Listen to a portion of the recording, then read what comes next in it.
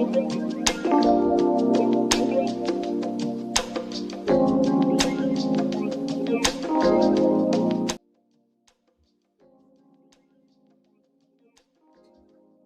righty. Welcome to the Darrel Long Show, bringing you the best in commentary, vlogs, video essays, and reactions.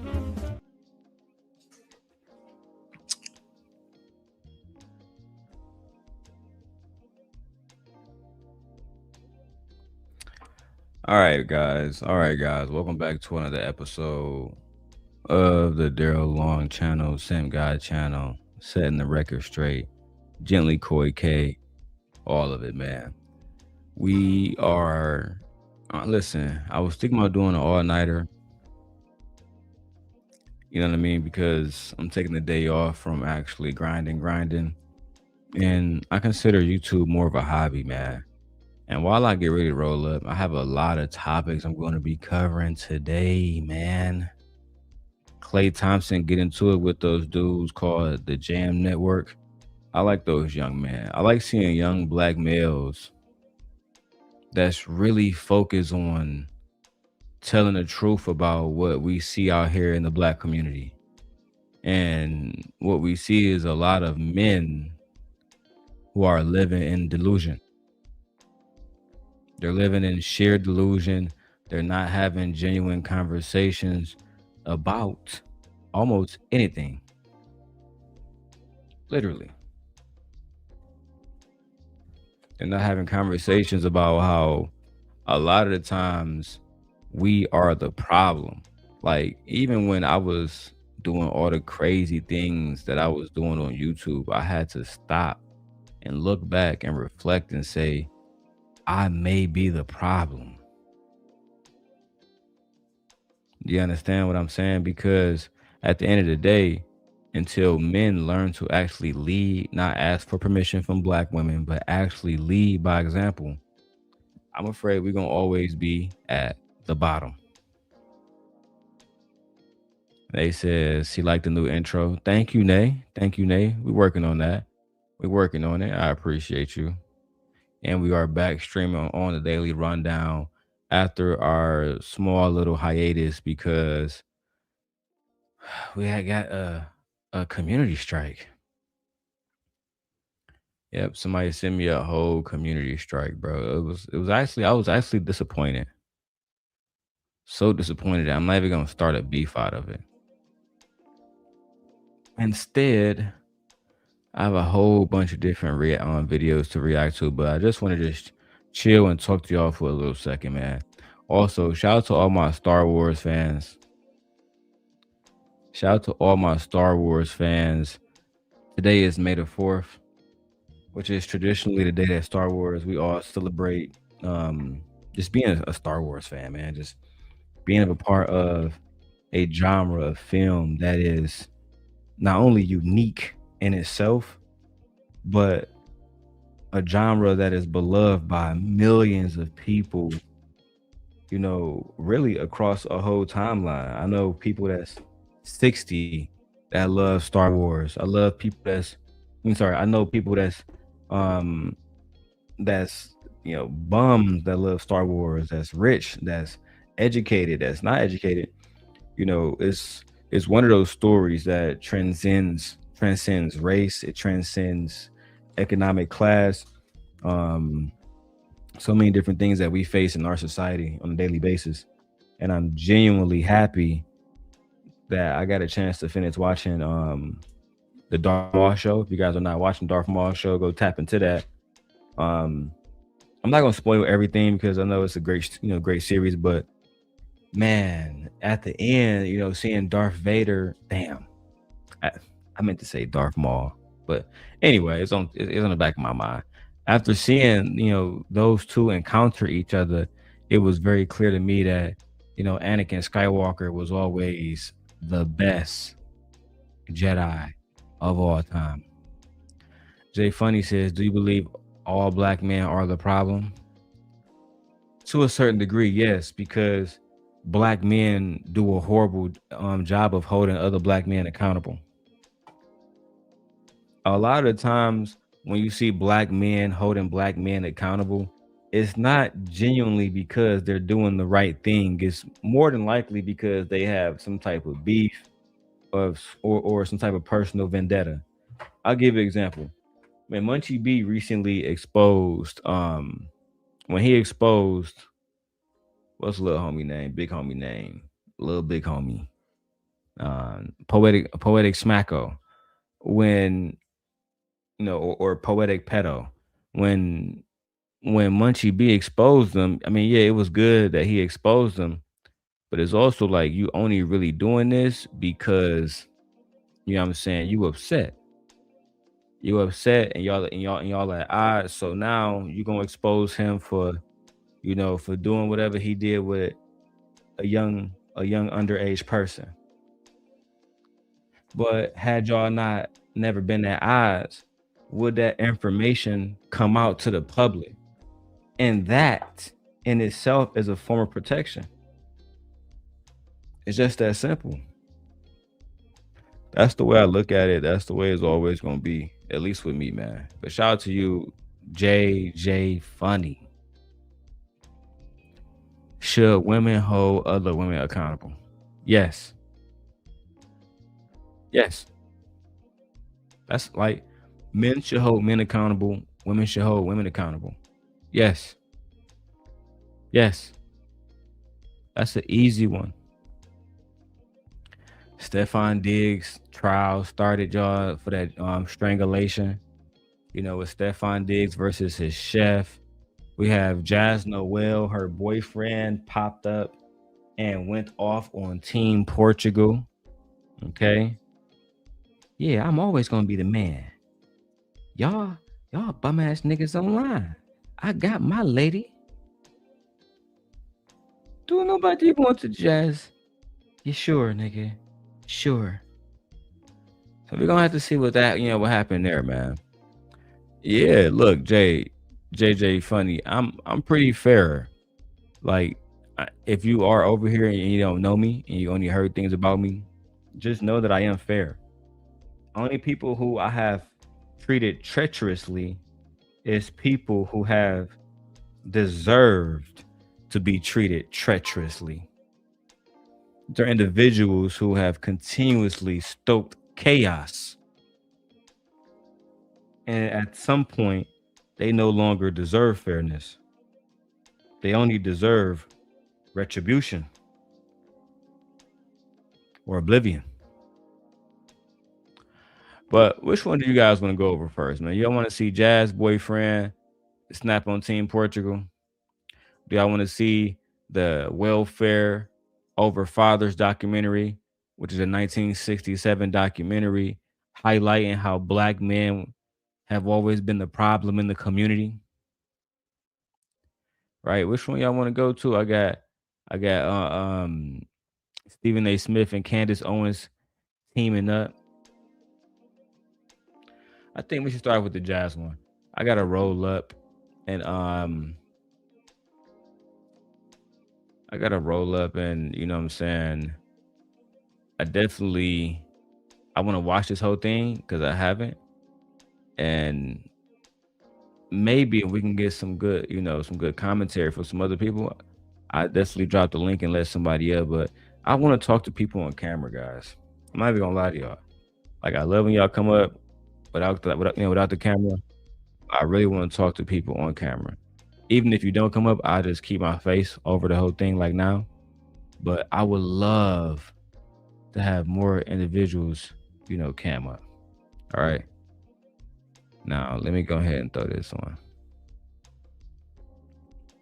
Let me throw the fair use at the bottom because we don't want Team Portugal on his bullshit. They be tapped in around here, bro. Them boys be super tapped in. All right, man. And listen, for the record too, because I'm tagging all my products. This camera that I'm using right now is the iPhone 17 Pro Max. If you guys are interested in having a 4K clear quality, and as you guys can see, the colors are very rich. This is the iPhone 17 Pro Max. Make sure you guys tap in. Links will be in the description shortly. The computer I'm running is a Mac MacBook Pro. Is it a Pro Max or is it a Pro? There's a MacBook Pro, 18 gig. I think it is a Pro Max because it was 18 gigs. But I got it from Best Buy. The Pro Max computers are super dope. They're like the all black ones. I'll look in the serial number and I'll make sure I type in and show you guys the exact one I have by showing you guys like the serial number, et cetera, et cetera. So I'm going to find it.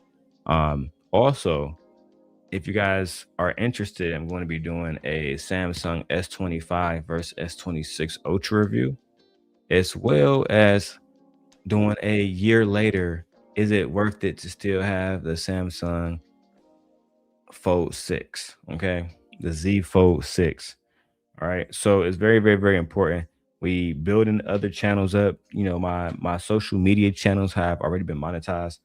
Now it's time to work on the tech channels. Like that's what's next for me is diving into tech, diving into photography, diving into videography, and you know, highlighting my family, highlighting the trips that we take. My wife, how beautiful my wife is. It's gonna be a lot of portraits of her. We're gonna be highlighting our workouts after she gave birth because she's 7 months pregnant. So we have a lot of things that we want to focus on. And I don't mind sharing certain stuff with YouTube because I know how YouTube is. Like it's good for business, but then it's so much hate on YouTube. Certain stuff I just don't even want to share with y'all. You know what I mean? Certain stuff I just keep to myself as a way to safeguard my family, because if not, I just crash out. If my family got to be attacked, then everybody's family can be attacked. Yeah. But in the spirit of reactions and just trying to do good content, let's go over and see what's happening with Team Portugal.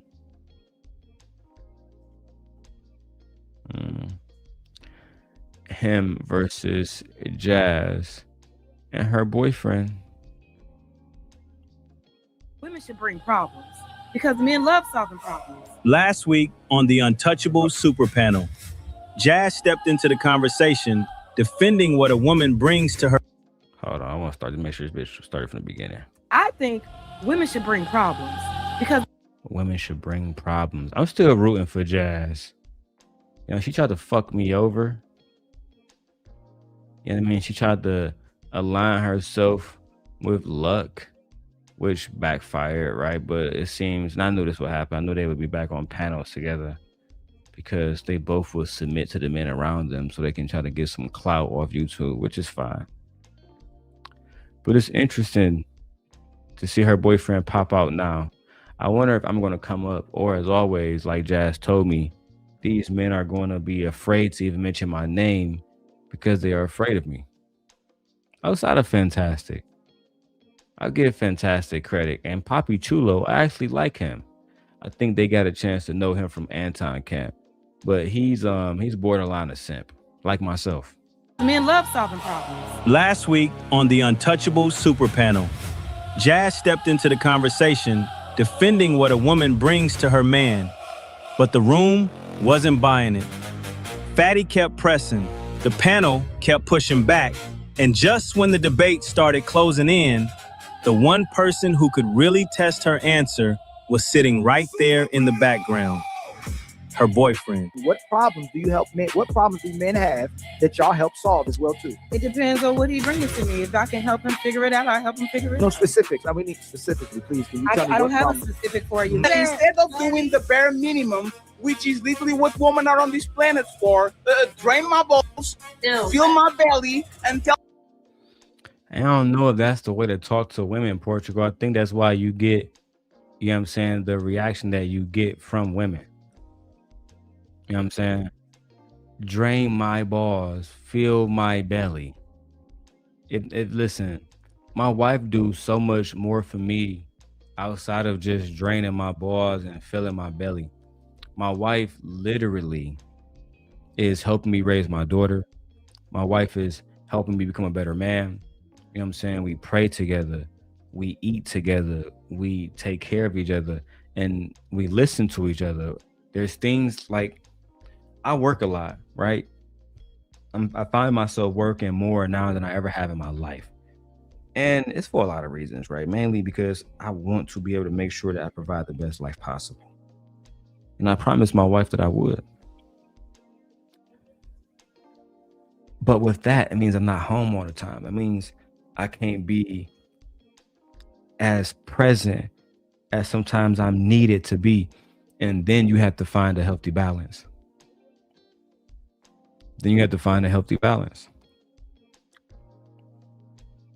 But let's keep going. I'm interested in seeing where this is going. You know, I got to stop just to make commentary. Let's keep going. Tell me you love me and that you're going to support me instead of doing the bare minimum. Y'all trying to be psychologists. To be or not to be? Hey, Jess, can you tell your man to answer this, please? At the end of the day, motherfucker, I'm gonna lift the shot. Why are you beating on your chest for this, please? At the end of the day, motherfucker, I'm gonna lift the shot. At the end of the day, mother effer, I'm the one who took the shot. I mean, listen, Jas is a beautiful girl. Nobody can deny that, right? And even with her being as small as she is, body low-key fire. Gotta give her the credit. Despite her being a snake-ass bitch. Gotta give her credit for being beautiful, right? There's no taking that away. However, I don't think that her boyfriend should have involved himself. You know what I mean? Just let Jas ascend to become the next Cynthia G. As we know, she's on the way to becoming. And I actually love that Team Portugal is helping her do it. Like the Manosphere, I love that they do this. They bring these women on who are contrarians, who are feminists, and these women are allowed to give their talking points and their pushback against this male dominant space. And to be honest, Jas, for the most part, does a very good job at doing that, right? There's some times where she hold back just to get along with different content creators to maintain a certain business relationship or business apparatus in this space. But I don't know, bringing a boyfriend in here, Team Portugal, they not new to this. They true to this. That's a fact, right? And if you're not prepared, they will find him. And you will pay the price for it. But hey, don't take my advice. You didn't take it the first time. You see how that worked out for you. And I see you back over there with 25 people watching? Talking about me and talking about Anton didn't last too long, huh? Like I saw Freezy over there with 50 people watching. But the whole 10,000 people that's following this motherfucker and came over there to see Anton downfall. Now he feel fucking desperate to find more Anton content, just like my little documentary making friend. Child. One thing at a time. Why are you beating on your chest? I'm never gonna be a motherfucker that hold my tongue for anybody. So let's straight that shit up right now. But I'm gonna tell you right now. Why are you beating on your chest? He's not beating on his So chest. when I want to say some He's shit, clapping. Oh my God. Nice panel, Portugal. Fuck. So SAs want to get up here and act like she don't motherfucking rub her husband's shoulders or massage his back when she see that fucking he's having a hard time. That's not what I'm saying, Mr. Fantastic. That's a part of, is that not a part of emotional regulation? No. Yes, it is. That's catering to my man because I see him and I love him and I want to cater to him right now. Managing his emotions. No, not just right now. No, remember, stay on my premise. I said he's had a hard day. He's having a difficult time. He's not feeling well. He's looking down or whatever. You as his wife, and because you know him, you see that his emotion has changed. So you do what? You see and can sense his emotions aren't what they usually are, and you step in as his wife and you help him get better by doing whatever it is needs to be done to help him improve. Fantastic is logical for the most part. When he wants to be, at least. When he wants to be a demon, I've seen that side of him too. He's right. she might as well just say he's right. A woman who loves her man, like on days, even when me and my wife is fighting, if I'm having a really bad day and she can sense it, she will try to lighten the mood up, right? Now, she might not do exactly what I want her to do, but she might roll a blunt for me. She might, you know what I'm saying, like clean up the studio, stuff that she knows make me happy, right? She know I love spaghetti. So sometimes when I'm having a funky day, what does she do? She makes spaghetti. And she know I love Texas toast. So she bring me that. Like, in Detroit, we love Texas toast. We love Texas toast. It's fire. But at the end of the day, that is a woman tapping into her emotional nurturing energy. Because a lot of women would just be like, oh, I don't care. And to me, that's a bad woman. That is a part of emotional regulation. That is at its finest. It's literally what it is. If and when he has a problem, do you want him to just figure it out by himself? Or is he going to come to you and say, baby, you know what? I've been thinking about this and so on and so forth. I don't know what I'm going to do, or this is really stressing me out. And you have a talk with him about whatever's bothering him. You come together with him to try and find a solution, correct? Duh, nigga. Mr. Fantastic. I want to go back. One second. Fantastic. That's a superb point. Fantastic. I know. Always. Aren't these women crying about we open up to them when we're? No, I think that they're not crying about men should open up to them. I think what they're saying is a lot of men don't want to open up to women, and they rather talk to their boys. They rather indulge in cheating like Klay Thompson. They rather indulge in making multiple baby mamas like Future. They rather be abusive like Chris Brown, Joe Jackson. Okay. Or a straight liar and swindler like Jussie Smollett. No matter where you go and you look around, men are proven that they have no emotional regulation on a daily basis. Look at what happened to Tyler Robinson. Like Tyler Robinson, a male, went to Utah and he took the life of one of the greatest conservatives to ever exist, simply because he felt like he had the right to. Why? Because he was a man. I can silence this other man because as a rite of passage to manhood, I have to protect my community at all costs. Don't call the police, don't debate this man, but take his life.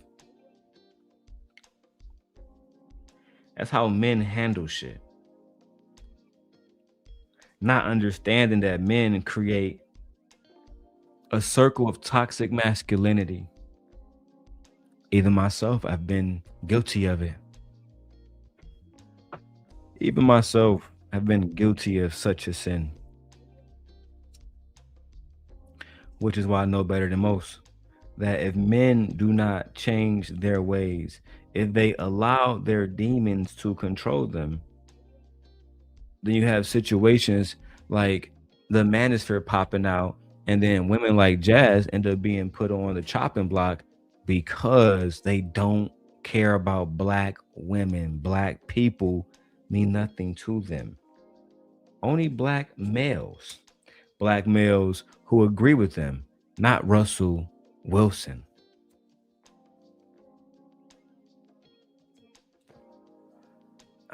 I can't roll up on camera, so hope y'all enjoying the show. You feel me?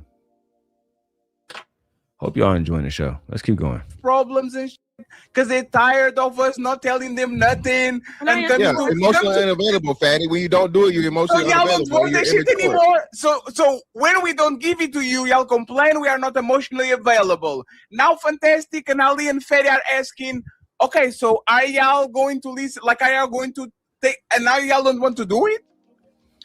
I think that if we care about each other and we see one another down, we can try to help you through whatever it is you're going through, for sure. Because I love you, you love me, and clearly we feel safe enough around each other to share our moments where we're not feeling good, and we share it with you because we know if we do share, you would help us get out of that moment. But ultimately, it's up to me to fix that issue. It's up to me to emotionally regulate myself out of that. Yes, you can contribute to my help, but I have to help myself. Just like with my partner, with my man, with my husband, I'm going to do all that I can to contribute to your peace, add to your peace. If you are down, I'm going to try to help you through that. But ultimately, you gotta fix that. Because I don't know. I can give you the tools. I can say, well, okay, I'm listening. And okay, well, here's what I think you should do. But ultimately, you have to figure that out and know that I'm going to support you in you figuring that out. But to answer the question, do women bring peace? I believe they try to, right? But I think women should bring problems because men love solving problems. Oh right? my God. They ultimately say,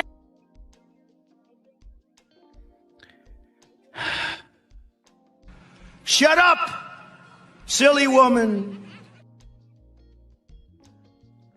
Y'all say women bring peace.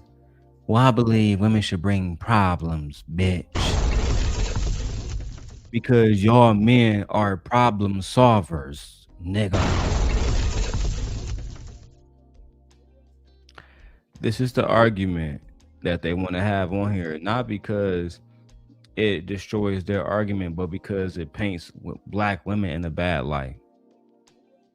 But go ahead. You know me, I'm the big bad villain of YouTube, especially in that space. So let's allow this point to be made. they ultimately bring peace. I believe they try to, right? But I think women should bring problems because men love solving problems. Oh right? my God. They ultimately say, men are problem solvers. We want to solve the problems. Bring these niggas problems. And I think, boy, you don't sit your stupid down. Who the think you is? Yeah, I don't think women should be so concerned with being a man's peace. No, he should already have peace. You should be a peaceful person, and y'all can come and compliment each other's peace. But I'm not here to be your peace. I could bring you a problem to solve, though. Yeah, and this is why you never be married. She just told the truth. Jas, you just told the truth on what women actually do. Y'all don't want to hear our problems. You want us to solve yours. Nobody said. And it's crazy because they just told her, and that's why you would never be married. And they're not married. Fantastic's not married. Ali is not married. Team Portugal is not married. Princess Cammy is not married. And I always thought that was interesting how they would use that against the women. But then tell my wife, well, it don't matter if you married to a simp. You married to a simp, it don't even matter. You married to a simp, mamacita. This is like this whole thing about using, you know what I'm saying, marriage to validate if somebody is successful in a relationship is crazy because most of the men who use these things are not married. And I mean this with respect, but Fantastic, he's divorced. So isn't getting married and being divorced a bad thing? Now, I know some of y'all would try to say, well, I was a good person and I got out the relationship before things went sour, blah, blah, blah, but you still failed at the relationship, right? Or does this only apply when it comes to black women? Hello, Marcy. They got this thing now where you can put the chat window anywhere. I love it.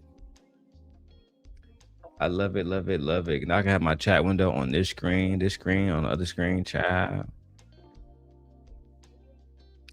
It's a goodie. Hey, Marcy, love. What else I got in here? Let me come back to the chat and say hello to y'all.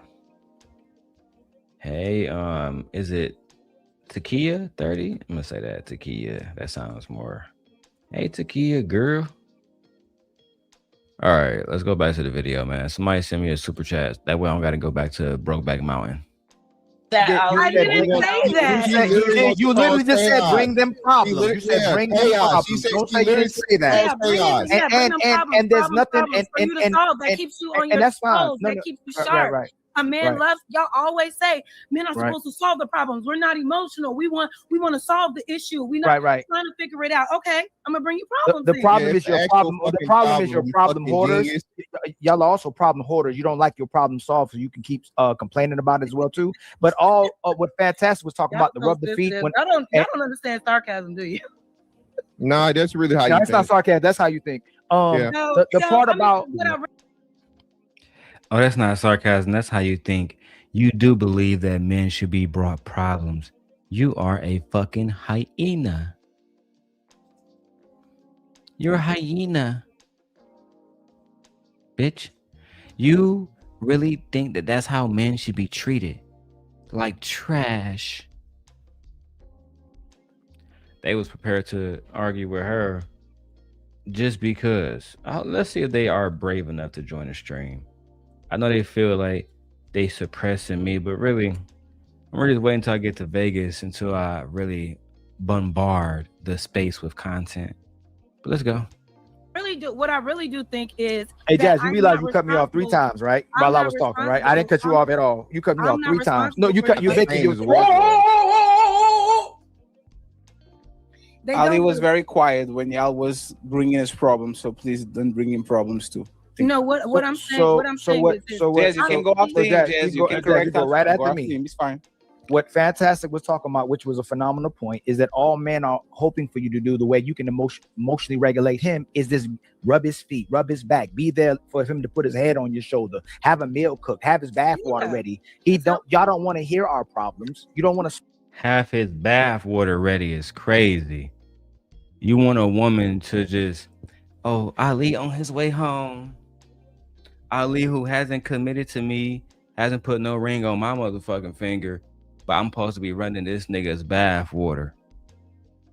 This is the delusion of black males today. Black men believe that you're supposed to, or not even black men, because I don't want this race to get flagged for racism, but men today are so delusional that they genuinely believe that a woman who they have not married, have not committed to, or just flat out just simply told this woman, you got to deal with me and other women. Somehow she is supposed to do wife duties, right? Everything y'all saying right now, if you want a woman to rub your back and have your bath ready, then pay her to do it. If you want a woman to cook your food every day, breakfast, dinner, lunch, then pay her to do it. If you want a woman to be basically a maid and clean your house, there's a salary for that labor. Then pay that salary. You think that because she loves you, she is supposed to become a laborer.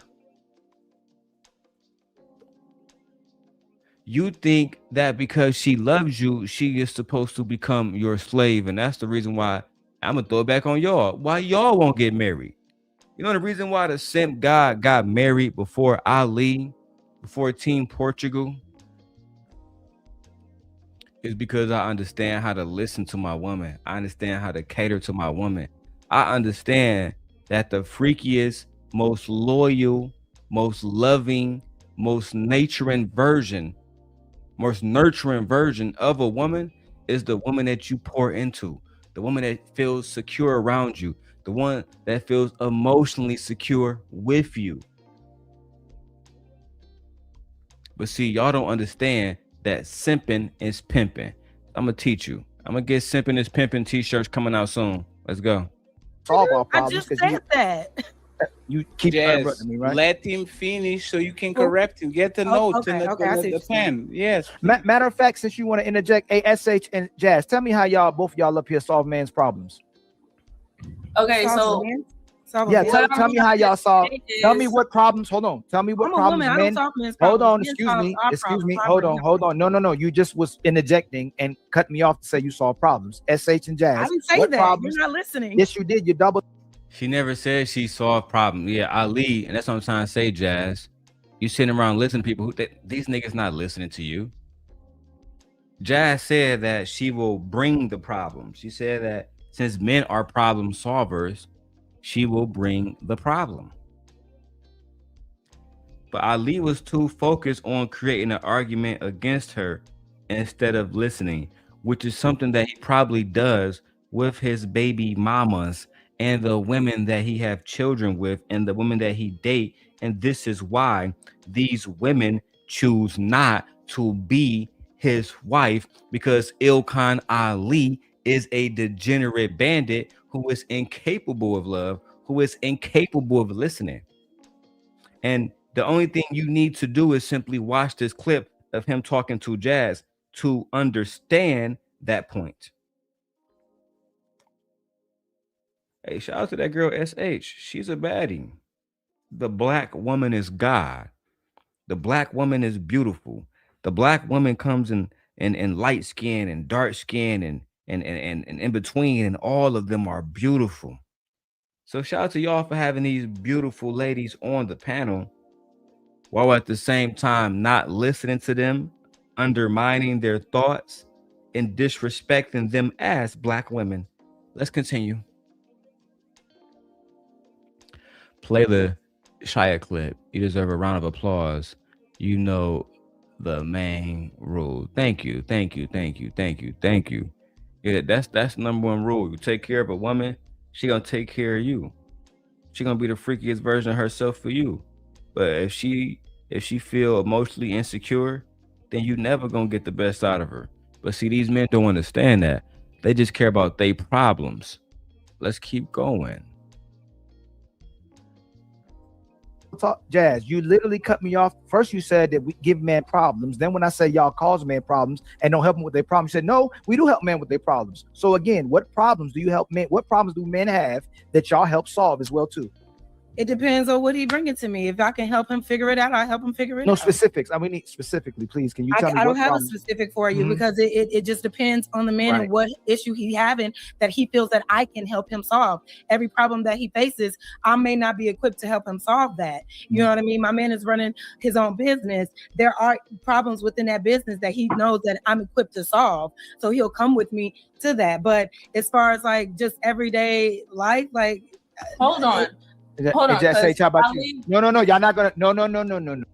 Man, Ali didn't used to be like this, bro. He used to like let women like speak. You know what I'm saying? But now, when Ali, like when I see him speaking to women, a woman will give her point of view, and no,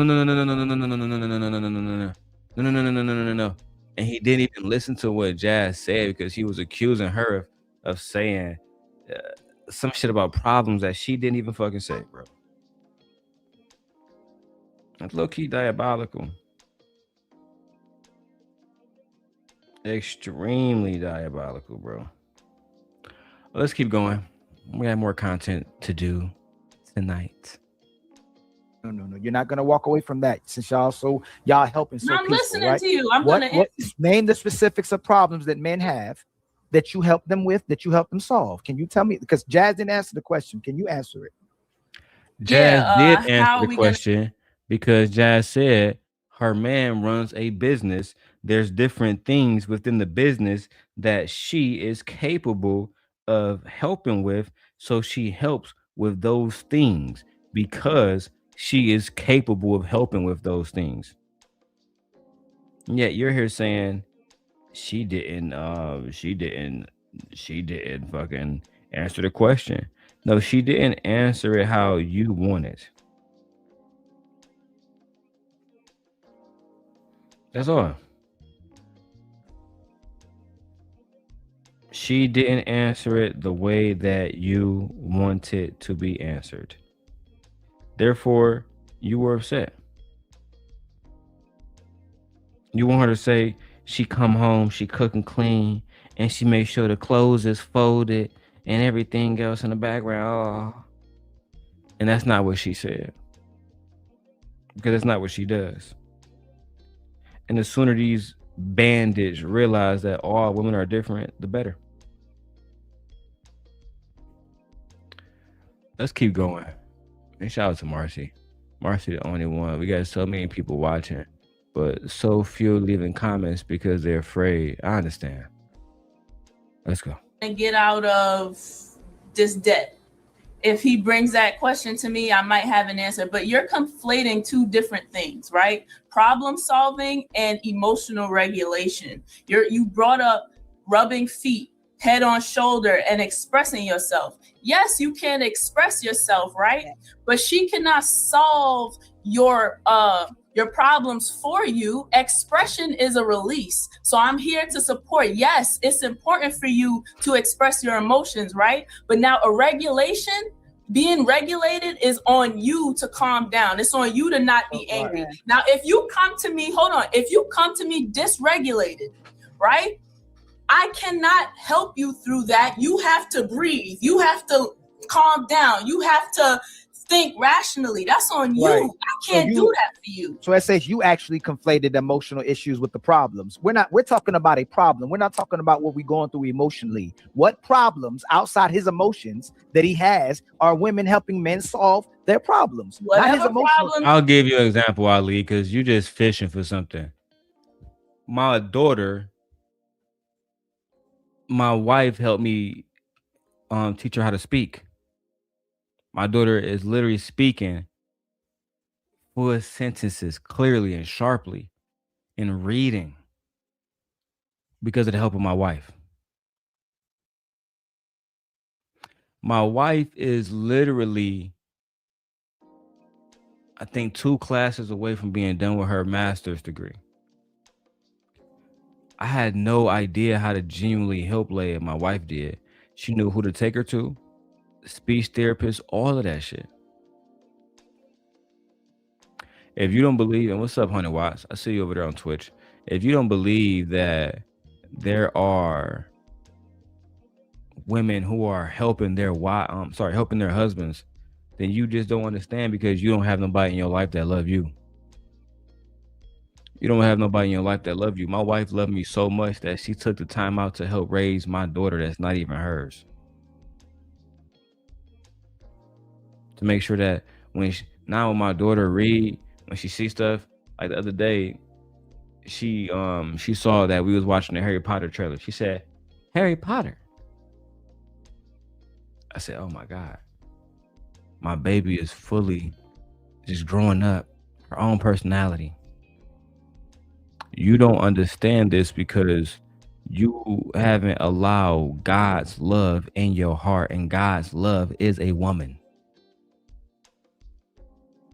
You don't understand that. You think that the only thing a woman can offer you is what's in between her legs, and because of that futile thinking, you remain negligent in your life.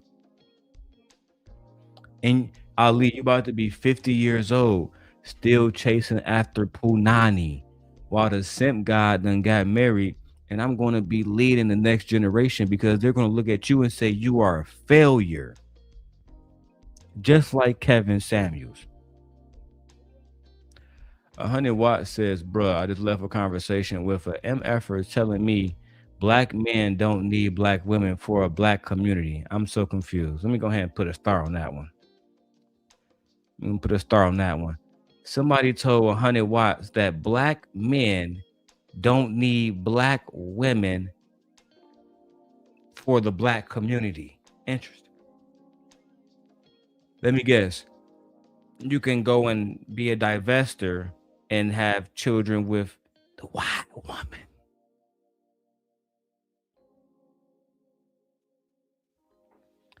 Can't believe you niggas, man. Where Dr. Umar at? I beg your pardon. I beg your pardon. The lies. There you go. There's bitch. The lies. You're not making no black community.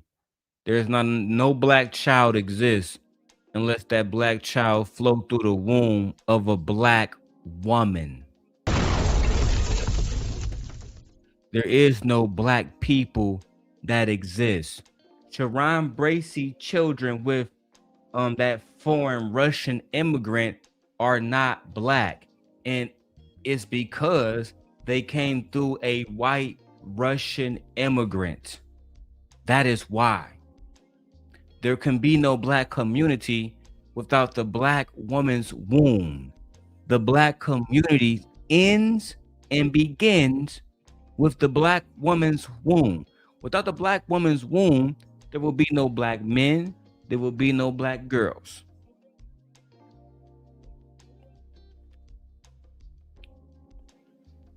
They don't understand that, honey Wax, because they have allowed the spirit of self-hatred to dwell within their own hearts.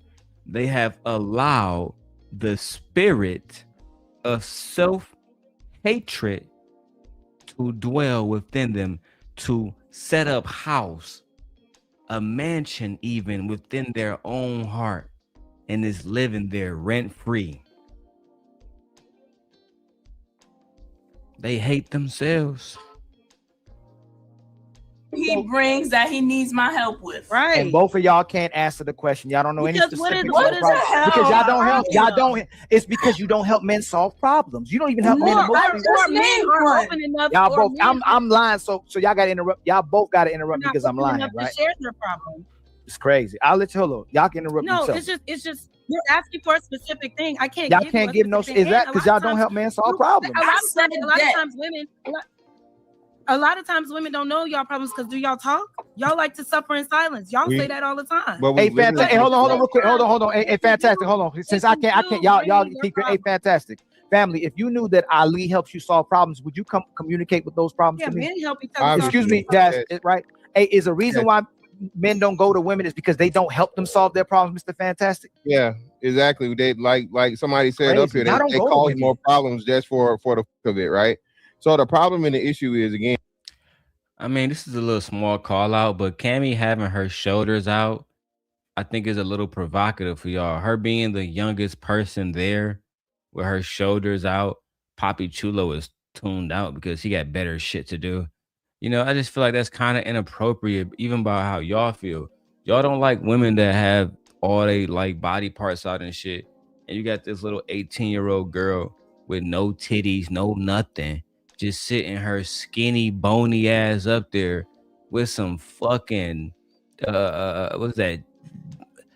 Playboy bunny ears and cheetah ears in the background. You niggas should be ashamed of yourselves, bro. Y'all proximity to young girls to the point where they're almost children is dangerous. The fact, I mean, how old is she? 18, 17, 19? I know she's something with a teen on that motherfucker. She can't, I guarantee she's not legally able to drink. She can't go to the bar. She can't go to the liquor store and get me a bottle of Hennessy. And you know what, man? I'm gonna let her live because I remember her father was the one that was supposed to fight at Hamp situation. He backed out. I don't want to fight them YNs on YouTube. So, you know, he might muster up some courage and try to fight the same guy. I don't want no smoke. I just think it's interesting having a young lady on there with her fucking shoulders out, looking like a Jezebel. And SH, which you've already admitted to, but you're trying to backtrack. A part of emotional regulation is understanding, okay, understanding your partner, or you know what I mean, your significant others, their state of mind, and you helping them out. Of course, we're not saying that you can control their emotions. That's to the literal sense. Nobody says that. Of course, if they just out here flipping the fuck out or whatever, they just, you know, if they, I guess they're having a panic attack. I guess something like you were similarly describing. Of course, hey, I need you to calm down. But even you saying that, SH, don't you agree that's supporting them in emotional regulation? Like, hey, you're overreacting a little bit too much now. Maybe you need to go take a breather. Maybe you need to go, you know what I'm saying, have a glass of water or something or whatever. Is that not emotional regulation? Is it not support? Fantastic. If you are in the heat of an argument. Here we go. Now on that one, y'all should have just said, yes, you're right, bro. You're right. You're right. Just that simple. You're right. But instead, it turned into everything else. Let's see what arguments y'all make, ladies. argument right now with somebody, or you are dysregulated, and somebody tells you, calm down right now and go get water, you're going to take that as escalation. So I cannot, I literally, while you're dysregulated, I cannot in this moment regulate you. That is on you. And she's right. And I wouldn't suggest no woman try to. If a man is angry and visibly showing signs that he is angry, you need to stay away from that man, because these men are killing black women. Black femicide didn't just pop up out of nowhere. It happened because of black men and their proclivity for violence. Even more so against their own kind. And these degenerates will come online and complain about black women and what they're doing. Instead of listening, they're not listening to SH. They're not listening to Jas. They're not showing the desire to have these women be heard. The best apology for this would be change behavior. But see, change behavior will require self-reflection. Self-reflection then would show you where you went wrong, and you would not deny this. You would live in it. You would say, I was wrong. I can be better. And from there, you will change your bandit ways and be the black man that you want to be.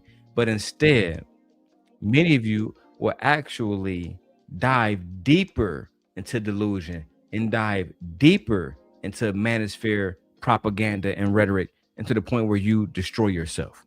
Let's keep going. What's up, Brewster? Yeah, no. SH, I agree. You're a stranger to me. I'm a stranger to you. We have no attachment. But for my old lady, though, my old lady that's gonna be the person to ground me and get me and be like, hey, nigga, you finna go to jail or something. You feel what I'm saying? Nah, fantastic. It's not always like that. Like when I'm upset, gently knows me enough to know I like to be alone when I actually genuinely don't want to be bothered sometimes. Sometimes I just want to play my PlayStation. Sometimes I just want to hop on Nintendo Switch 2 and catch some Pokemon. Sometimes I just want to sit and meditate and do nothing.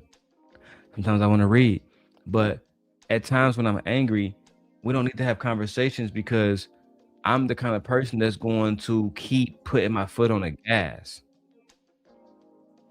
And that usually cause tension in such a situation. What's going on, 100 Watts, man? Welcome to the show, my brother. What's happening, dog? How are you? I'm enjoying life, man. Good to talk to you again, my brother. How you been? You know how it goes. Staying out of trouble. Staying out the way. Okay. Pops is alive and breathing, you know what I'm saying? That's all that matters, right? Everything else is a blessing. So you got the babies over there too. So the whole family over here moving around. Take your time, bro. You all good. You don't even gotta mute up. Don't worry about it. So you was on the panel and they told you that you can build a black community without black women. I don't understand this thinking, this thought process of how these niggas is coming to these conclusions. It don't make sense to me.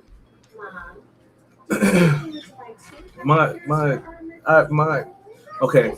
So there's one part of the conversation where he's saying, okay, if you think that we shouldn't get rid of black women, give me an example of a black woman. Like he was like, give me an example. I was like, okay, my mother. It's not an example, that's your mother. Okay. How about the mothers of my kids?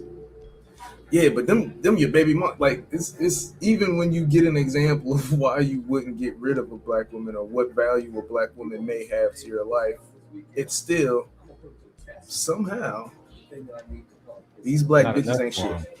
It's somehow these black bitches ain't shit. I don't understand, my brother. You can't build a black community without black women. It's really just that simple. It's not rocket science. You need black women to push out black children. If they don't do that, then we failed. We failed our ancestors. That's just the facts. I'm almost done with this one, actually. Almost done. I'm gonna give it about 5 more minutes.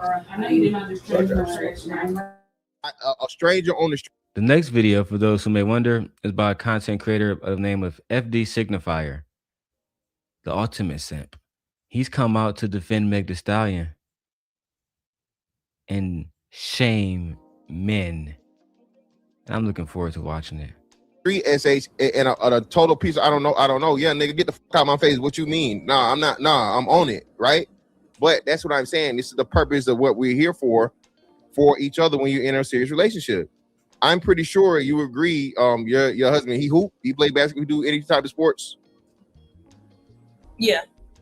So if and I'm pretty sure you watched him play ball to where you know shit happened and so on and so forth. Has there ever been a time where you had to calm your husband down and stop him from getting into a fight or some on the court? Never. Have you ever seen him in that situation? No, because he stays regulated. Well, that's what I'm saying though. But there. So either way it goes, have you ever been in any heated moment where you guys have been out to where things have almost gotten out of control? You was like, "Hey, baby, calm down." With him, yeah, there was one time he got drunk and another nigga was trying to talk to me and I calmed him down. But you're not listening to my point though. I'm listening to everything I'm you're saying I am available to try and support you, right? But let me give you a real life example. If me and him are in an argument now, right? That means I'm dysregulated and he is also dysregulated. That also means I have to regulate myself. It should not also be my job to regulate you. Hey, man, let's pop it right there. Right there. Right there. Period. Well, let's I want to hear it all, but she's right. I gotta regulate you too, like I'm your mom, child. And he is also dysregulated. That also means I have to regulate myself. It should not also be my job to regulate you as well as me regulating myself. No, I agree. You regulate each other. Well, hold on. No. The fuck did you just say? Fantastic. That made no fucking that made no sense. Nope. I'm gonna let you go first, bro. What's your thoughts, bro? That regulate each other. What she said was 100% right. It's my job to, especially as a grown ass man. If it's anybody's responsibility to regulate both of us, it's mine. I couldn't agree more, actually. If it's anybody's job to regulate the both of us, it's supposed to be mine.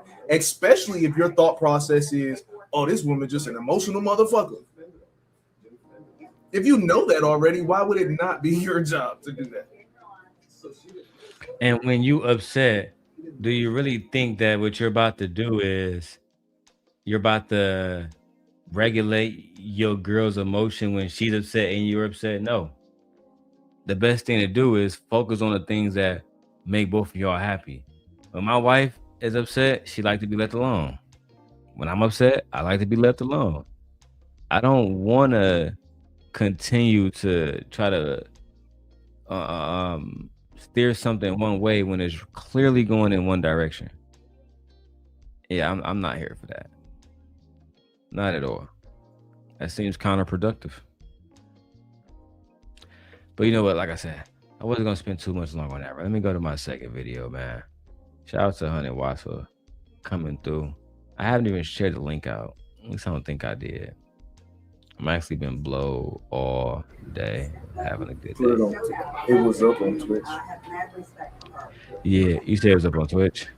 Mm-hmm. Yeah, I got it streaming to all the channels still. I just do it the same way I've always done it, like streaming to as many channels as possible. Let me go find that video. FD Signifier.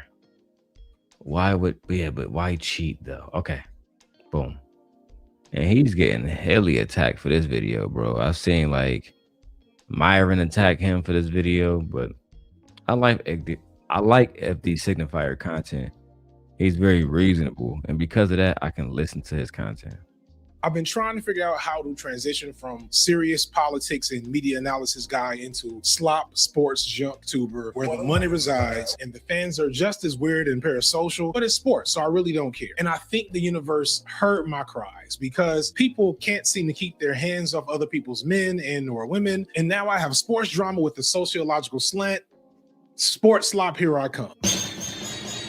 About a month ago, notable NFL reporter Diana Rossini and Super Bowl champion player turned Super Bowl runner-up head coach Mike Vrabel were allegedly caught on a romantic tryst, with the major problem being that both of them are married to other people. And this was a concerning conflict of interest between a coach and a member of the media. Both of them presented explicit denials of anything untoward. And the story was initially mostly of interest to the typical bottom feeder manosphere types who love to hyperfixate on highly visible women in the media. And you see this because a lot of people were posting old comments and outtakes of Diana Rossini disparaging her actual husband in ways that do seem weird in retrospect, but at the moment it was like, whatever, this is sports banter. People do this all the time. There was a clear hyper focus on her and not much being said about Vrabel, who was also married with children and the leader of a team where character and accountability were preached. And also this team employed Stephon Diggs the previous season. So I don't know, maybe that's the new Patriot way. Now, like I said, initially I was dismissive, but over time it was shown that this story was legitimate and more evidence of their relationship surfaced, showing that it dated back over 5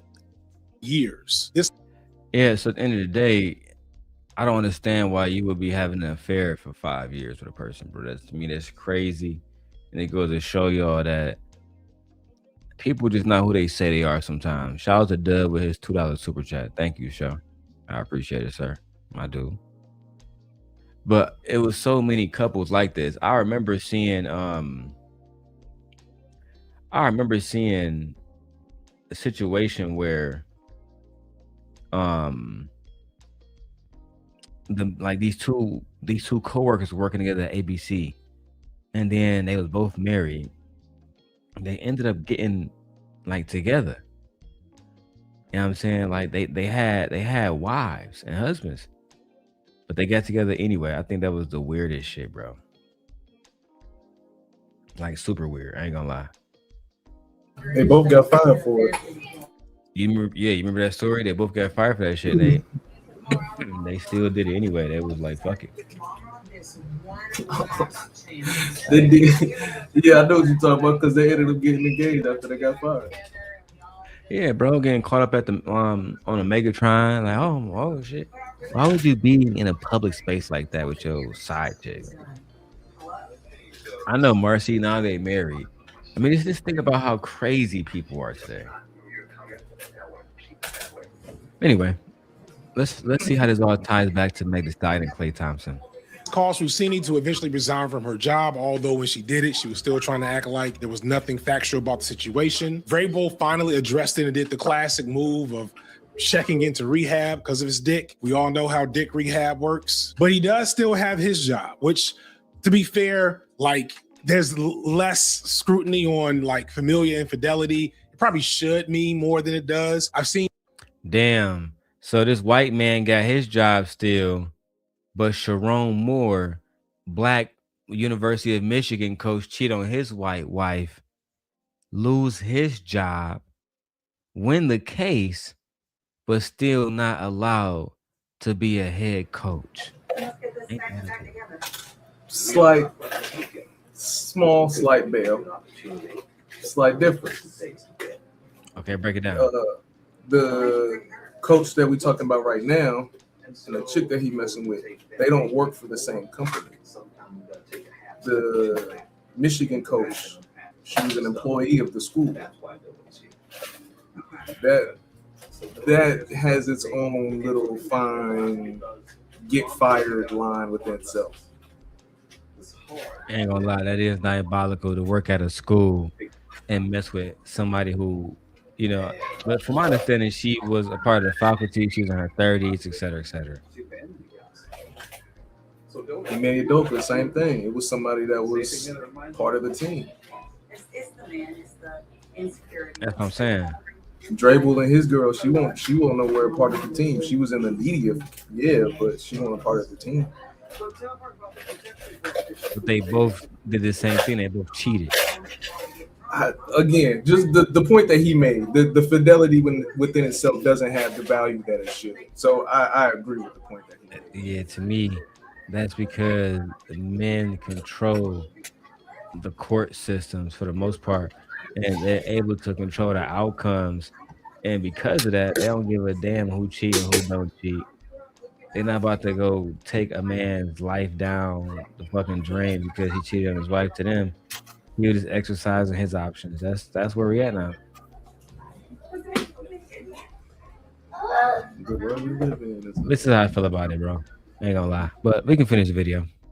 Scrutiny on like familial infidelity, it probably should mean more than it does. I've seen people compare this to Ima Udoka and Shamar Moore, two black head coaches who were fired because of infidelity in their respective teams. However, I will point out that those two black coaches both had much more egregious behavior, with Shamar Moore having a pretty intense crash out and breakdown that resulted in police investigations. And Udoka cheated with a subordinate employee, which aside from being poor character and poor taste, is a legitimate breach of workplace decorum and would be grounds for dismissal in many jobs. So it is what it is. Further, he's just extra dumb because his ass cheated with Nia Long of all people, and this is going to be a pattern in this video. Because what I really want to talk about is another story of epic baddie fumbling, which is what happened between Meg Thee Stallion and Klay Thompson this past weekend, at least as of right. For those who don't know, Klay Thompson is a basketball player who, along with his former Splash brother Steph Curry and a few other significant role players, was a big part of them winning 4 championships with the Golden State Warriors. He's legitimately one of the best players of this era, one of the best shooters of all time. And despite what some parts of Black Twitter are saying, no, he is not just some light-skinned nobody. He is legitimate big deal within his realm. But he's also, right, he's also a mixed biracial black man whose father was in the NBA. So he grew up spoiled. He grew up used to women like Meg Thee Stallion and I'm saying having access to them. So I think Megan thought that he wasn't a bandit like Moneybagg Yo because he grew up with, you know, a mommy and a daddy too, and he had a white mommy at that. So according to the manosphere, he should have been raised good because a black woman didn't raise him. Turns out he just cheating just like the rest of these niggas. So at the end of the day, it's only so much women can do. Like it's almost ridiculous. If Meg Thee Stallion can't get a nigga not to cheat, y'all have no hope. Y'all are fucked. We can stop making it a black thing, though. It's not just a black thing. Oh, my bad. I just shit on the bandits over here. You know what I'm saying? The bandits. And of course, there's white bandits. That goes without saying. 95% of black women are married to black men. No, I'm just saying, like, it's like the word. It's almost like in this space, people create this narrative that black men are a certain level of deviance that other men are not. Okay, my bad. I'm sorry. No, go ahead. I can point out, because I had a conversation with Witch Doctor and them, and they banned me for 6 months because of this. But I said that black men were the biggest threat to black women. They said, no, that's not true. It's not true. I said, well, based on because we had to base our arguments on, you know, on data, et cetera, et cetera. I said, well, if you look up black femicide rates, a black woman is going to die at the hands of a black man almost twice before, you know, a white man. And of course, that plays into proximity, but the proximity doesn't explain why the black men are still doing it, right? The proximity only explains that, well, because we're in this area and they're in this area, violence happens. But it doesn't say, why does a black man feel like it's okay to harm somebody else's daughter or rape somebody else's daughter, right? And why do other black men feel like it's okay to create a culture or an environment where there is little to nothing to be done about this? So I think that is where I blame the men.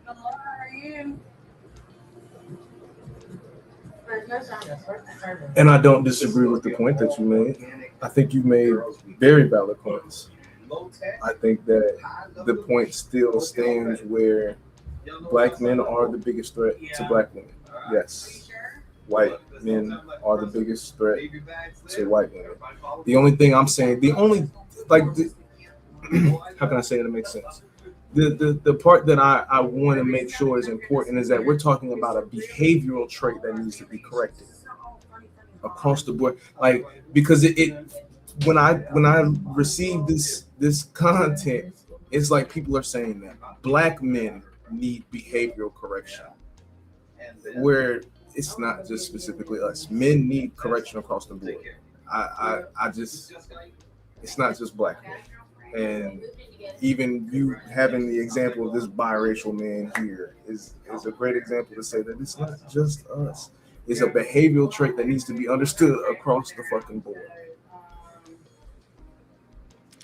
I disagree. I think that black men don't have the power or infrastructure to check white men. So I think first, I told the OGs this, because I personally, it shouldn't be our job, Honey Watts. We're a little bit still kind of young. I think it should be niggas like Angry Man, all the older niggas, you know what I'm saying? I feel like they should be holding the young people accountable. But because of their own failures, they must be the ones to do it, unfortunately. Yeah, they're not gonna do it because they're the ones that fucked them up. Well, yeah, they are the ones that have led them astray. I couldn't agree more. I couldn't agree more. But a lot of these black men, like Klay Thompson, who is a biracial male, they are spoiled with white women, black women, and anything else, because we live in a patriarchal system where men will call other men bums for working at Walmart and having a basic job, but then expect a woman not to call that same man a bum for working that Walmart basic job. Right? Oh, you don't have the same car that I have. You don't even have your own home. Why? Because you're not me. You're a fucking bum. And then tell that woman, respect all men. Doesn't matter if he's poor or not. And that's the contradictory bullshit that I think black women are done with. Yeah, I don't. Yeah, that's stupid. Like, I agree with you. I say all the time, just because you got nuts don't mean that you know how to lead some shit. Don't mean you figured out how to be a man just because you got some nuts. That shit take a lot of work and figuring out to be able to figure out how to be a man. You don't just get to be born a man. That shit don't happen like that. I don't disagree with that. And I would say it takes a lot of hard work to be a good person, not just to be a good man, but even to be a good woman, to be a good mother, right? Wouldn't you say that takes a lot of work from, gradually going from a young queen to someone's mother, to someone's wife? That's different, right? It's the same exact thing. Just because somebody carried a child for 9 months doesn't mean that they automatically figured out how to be a mother. That take work too. Man, shout out to D-Town. I'm glad we all can agree, man, in the chat. Hey, D-Town, if you want to come up, man, the link is pinned. Let's go back to FD Signifier shitting on Klay Thompson. Now, he's since been riddled with injuries and on the decline as a player because he's on the wrong side of 35, but he is a legend in this era. At the same time, Meg Thee Stallion is one of the biggest stars hip-hop has seen in the last decade plus. Those outside of hip-hop probably know her more for her epic success on WAP or as his... Meg Thee Stallion is one of the biggest superstars in American history. Can you name another male rapper outside of Drake and Kendrick Lamar that's bigger than Meg Thee Stallion? No, you cannot. So let's not even waste our time with this argument. Better known. Wet ass P-word. P-word is female genitalia. But beyond that, she has had tons of hits as I don't want to hear no white man complaining about vagina when y'all sell y'all daughters back in the day to the king so y'all can get land. I refuse to argue with a caucus creature about the black woman and how she chooses to use her autonomy, whether it's for sexual purposes or whatever. especially when the white man has refused to hold the white woman accountable. The woman who has made OnlyFans a trillionaire company. The woman who made Sophie Rain, white woman, make more money than LeBron James. Only thing she do is show her cooch online. Until they get their camp together, I refuse to even listen to them speak about black women. 100 Watts, any thoughts on that? I agree with you 100%. I don't like hearing about white men talking about black women. That shit makes my skin crawl. Shut the fuck up. I'm gonna sit back over there in the corner, mind your business, brother. I agree. D-Town said something about Future in the chat. We don't claim him as a black man because of his proclivity to be a bandit. Now, Russell Wilson, D-Town, that is a real man if you need an example of one. Right? Everything you say a real man is take care of the kids, take care of the wife. No, he was referring to, you said that other than Kendrick Lamar and Drake, is there a bigger artist than Meg Thee Stallion? No, Future could never rap better than put Meg Thee Stallion and Future together in a rap battle. I just took a sip of this here, but he can't rap. He's a mumble rapper. Meg Thee Stallion actually rap. And I refuse to entertain these arguments that are futile. That's like comparing Anton to William Shakespeare and so I say, who's a better writer? Who's a better writer? No, I refuse. Like, no. But I mean, if you want to come up on the panel, then we can have, or you're going to drop the link, fine. I'll be more than happy to do a versus right now. And you can pick fucking any bum ass Future song. You know I talk that stick talk. You know I got that lick talk, that blick talk. I'm about to fuck this people up with a new Porsche. About to fuck my cash up with a new horse. You can come around me cause you're too soft. And most of that shit is beats, nigga. That nigga trash. But I dropped the link. If you want to come up, I know that's y'all mans. I know y'all some southern niggas. Y'all like that shit. Like, but I'm not going, nigga. I'm not going, nigga. Not today, not tomorrow, nigga. Artists and multiple albums. Oh, go ahead, watch. You got it. Help that nigga. Your musical taste is completely different. Bro, at least Megan actually can rap, bro. Like, you can watch her lyrics. Like, she's going bar for bar. You know what I'm saying? That's debatable. That's debatable. Does she rap more clearly? Yes. Is she a better rapper? I think that's questionable. But hey. If we break down why she raps more clearly, it's because she articulates herself better as a artist. That's just what it is. I'm sorry. That's what it is. He can't speak. I disagree. You know what I'm saying? Man, look, it's when you've been around it and you know what he's saying. It's okay. Give me his bars right now. I'm not about to be the fucking Future hero. Not, bro, because that'd be a waste of our time because that nigga can't rap. No. And does he make great music occasionally? Hold on, wait. So you telling me you holding Meg bars off the top of your head? Yes. Okay. Yes. Okay. That Traumazine album was fire because it was about the trauma she went through. Traumazine. It was fire. The Plan B song, the anxiety song. You know what I'm saying? Like, these are songs that defined a person through lyricism. We don't get that with Future because he's not trying to. It's like Meg said in one of her songs. She said, like, she real hip hop. She's not a pop artist. Real rap shit. She's the hottest artist out of Houston since Beyonce. She's the hottest artist out the South since Beyonce.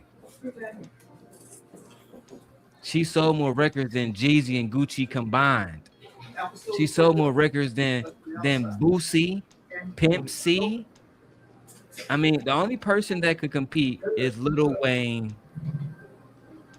And that's it. And that nigga's a rock star now. What's up, I mean, D-Town? I'm a Cole fan, and she's not even in that stratosphere. So God, we gotta stop, bro. Okay. I mean, that nigga from New York, but I get it. You All right, know, D-Town, make your argument. What's your argument, Bandit? You know, my boy back. Okay, look, look. Check this out. Real talk. We gotta stop, bro. Okay, Megan can't even hold a candle to Cole. J. Cole at that. Okay, Cold World, no blanket. You understand what I'm talking about? That North Carolina nigga from Fayetteville. You get what I'm saying? Can you elaborate and establish an argument of why she can't? Hold on. And the only reason I threw Future out there is because that's like the first, second round. And she ain't really got nothing for Future.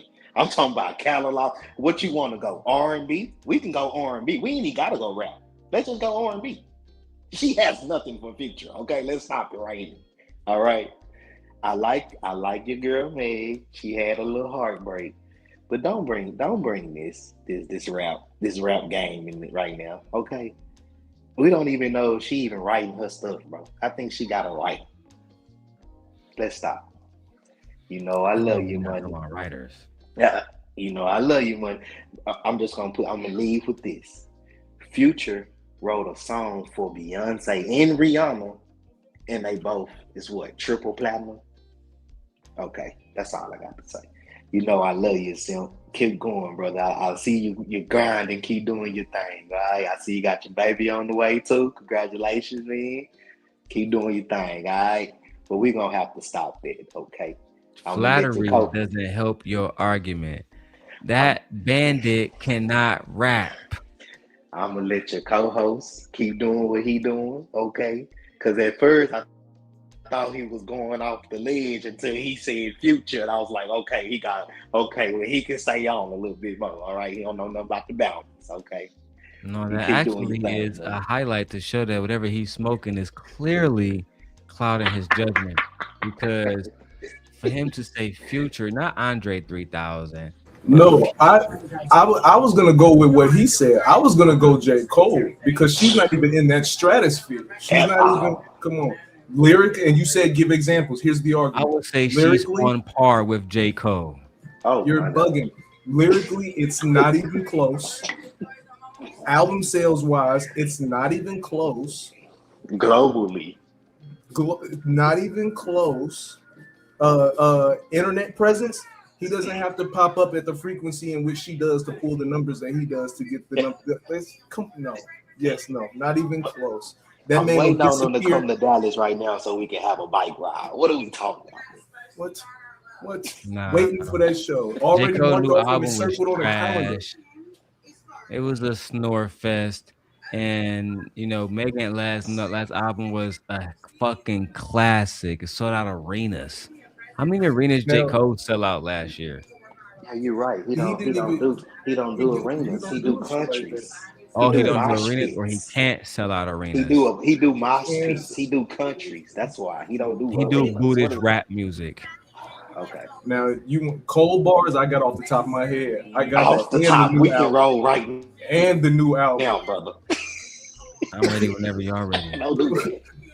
Look, you was playing the video. We got sidetracked completely off. Yeah, y'all get back to it, brother. You know I love y'all, man. Y'all keep doing your thing. All right, D, I'm gonna see you, brother. Empress Carmen says she loved Meg, but this is crazy. Girl, you can hit the link too. Anybody can get this smoke. Okay?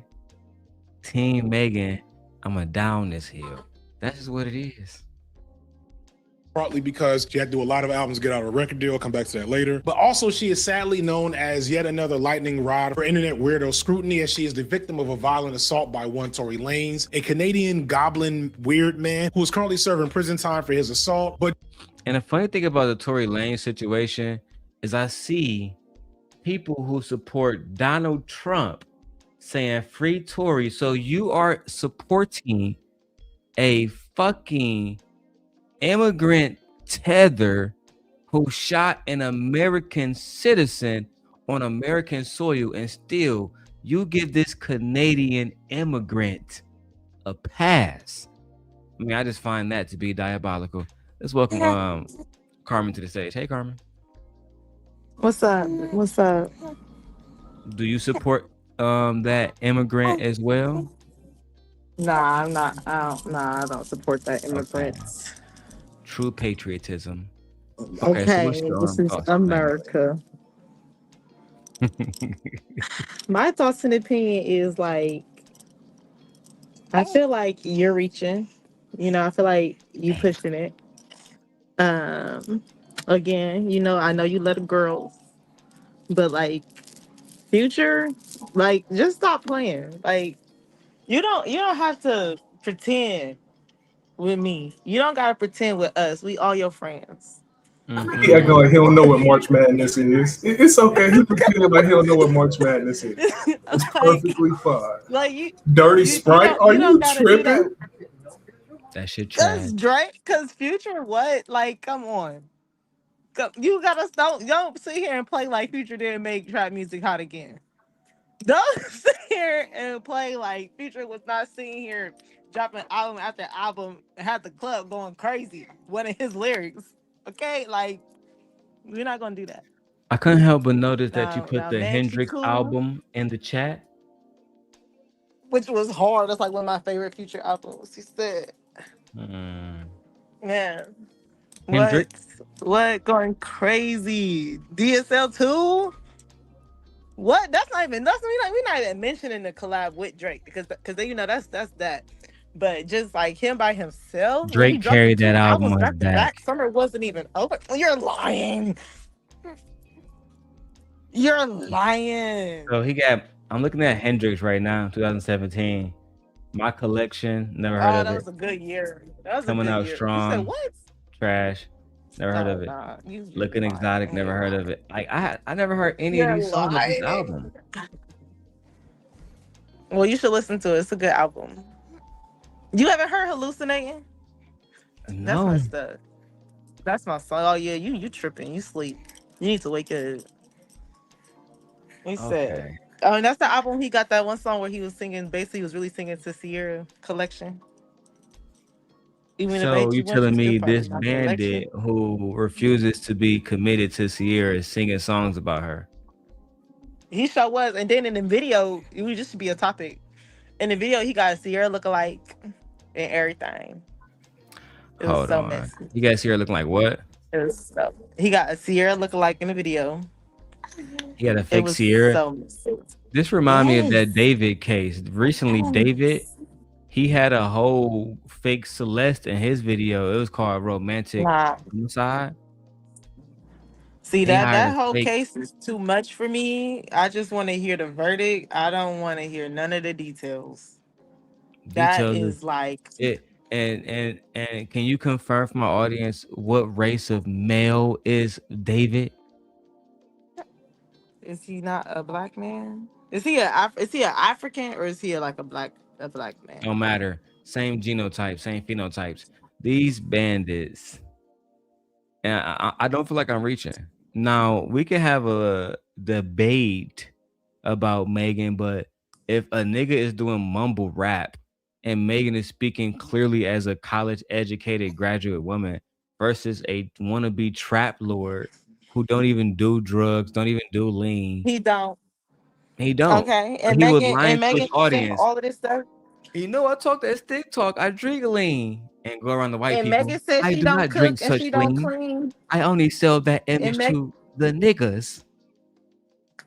At least Can I have Megan my actually rebuttal? twerk. She actually fuck. She be playing niggas. She get her heart broken. Like the stuff she rap about, it happens to her. This nigga be sitting somewhere with white women, chilling, eating crumpets, and he come online and be like, Jalio, is it time to make that song? Art is your then he art, make though. trap music for Art you to is listen art. to. You don't gotta live that art. You just gotta make art. You gotta be creative. You feel me? Like how Megan was saying she don't cook, and we seen all she was cooking for him. Okay, and like, come on, we about to really sit here and really say that man, my Megan never said baby she song didn't was cook. Megan nice. said she don't cook for It was bandits. ass. And she made a mistake. She said, "I don't cook, I don't clean. Let me tell you how I got this ring." And That then was Cardi B. proceeded to talk about Cardi B. Cardi said that. Cardi Oh. said that. So what your daughter's doing? Oh, okay. Okay. I couldn't listen to that song. It was too explicit for me. Say that. Megan is from Houston, Texas. She cooks. She cooks. Right? The thing is, That's why she cooking was for saying something. anybody and making that a requirement to keep a man. Carmen, do you cook for every man you meet? You gonna get mad if I say it. Go ahead and lie No, to these men. not always. I mean, I do sometimes. I mean, sometimes you just gotta let the people know, like, I don't really like you, but I just want you to know what you could have in life if I liked you enough. This could have been yours. You don't cook for these men, Carmen. That's okay. And guess what? They still buy you things, take you on dates, right? Give you the pipe and pleasure you whenever you want it. Am I lying? You lying, because I don't date no more. But in the past, maybe that would have happened. But It's I not a refuse to requirement to date. cook for these niggas. It's not a requirement, but I will say this: it's a good. See, I use it because cooking. I've been cooking forever. It ain't shit for me. I use it specifically. How you say the word as a play. You know. You cook food for men as a play. Yeah, because it ain't nothing to whip some little shit together. In fact, I got 3 different tiers of stuff. I make everything in 3 different ways. I So don't you feel put like some it. little I shit don't like together you. real quick as a play. Because you gotta get in their head. You gotta make them think they worth something. And then, when you stop fucking with them, they're gonna be like, how'd she do that? Gotta She make was them doing X, Y, think and Z. that they're worth something. Are they not actually worth something? Everybody pretend they worth something until they show you they not worth it. Am I lying? No, you're not.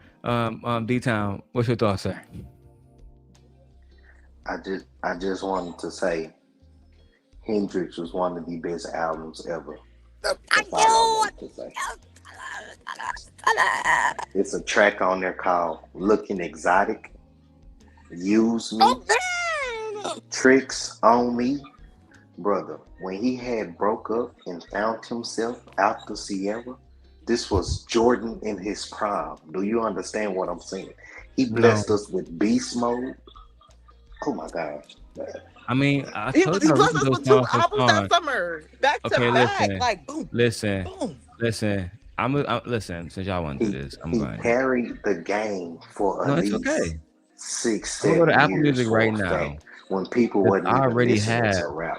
Future was Are here. we gonna have a listening party? Don't never forget that, okay? Yeah, we're gonna do it right now. We're gonna have a small versus. I can't believe He I will be Play here in the Looking Exotic. past, the this present, nigga can and the barely future. rap. You be safe, my brother.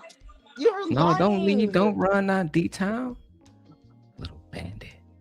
Nah, Now he because left you Hendrix by was like one of yourself. the best albums. Like, what are we doing? What song he say? Oh my Hallucinating? God. Okay, Hey, play Hallucinating, play Looking Exotic. you only get 3 songs. You Y'all gotta better play be My getting real Collection. careful. 3 songs. You gotta play off this album. You know 3 exactly. songs, period. Hallucinating. Okay, what songs y'all pick? It's Future. It don't even matter.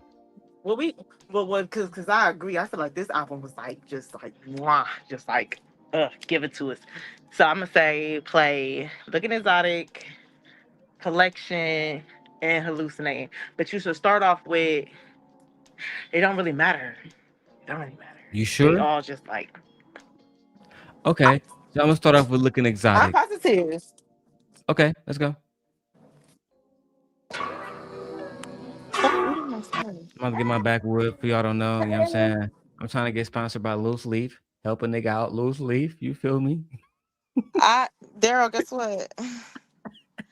I stopped smoking. Oh, is that right? Yeah, I haven't smoked in 5 months. Are you still in Ohio? Yes, I am. Okay, me and the wife had to pull up on you, girl. With a fat Okay. Okay. Yeah. Yes. Look, sorry, I didn't mean to interrupt this trash that y'all call music. Let's go. I've never been more disappointed in you niggas. You're a hater. Oh, you use writing. You know what? I forgot. You I'm want gonna finish character playing mode. a song, That's what it but is. this is not Using even worthy character of me mode. rolling my blunt to. You're I feel so disrespected right a now. liar. You're such a And liar. y'all dead ass serious. You like Ah. you're not trolling right now. This shit No, hard but to you are, you. and that's fine. It's No, I'm cool. not. It's What I'm cool. actually doing is It's reading the lyrics. Is what I'm actually doing. Switch hands like a pitcher. Super astronomical. Fill you off like a couple bands, girl. I'm like, here you go. Then looking like the baddest bitch in the videos. I want to take you to Paris and buy you better clothes. White Phantom, oh, White Rose. Wow, living marvelous. We living marvelous.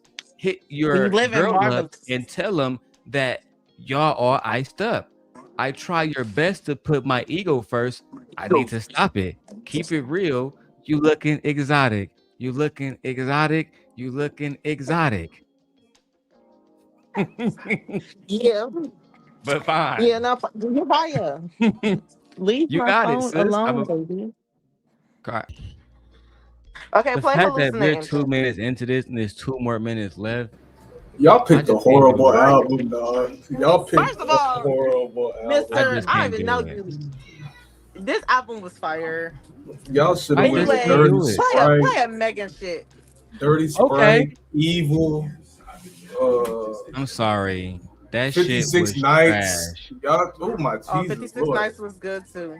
Hendrix? Now Yeah. I'm so It nice. was, man, because in 2017, life I'm was so nice. great for I'll me. let y'all pick And a this Meg album album. came Or do y'all out. want me? If I pick a Meg album, y'all automatically gonna lose.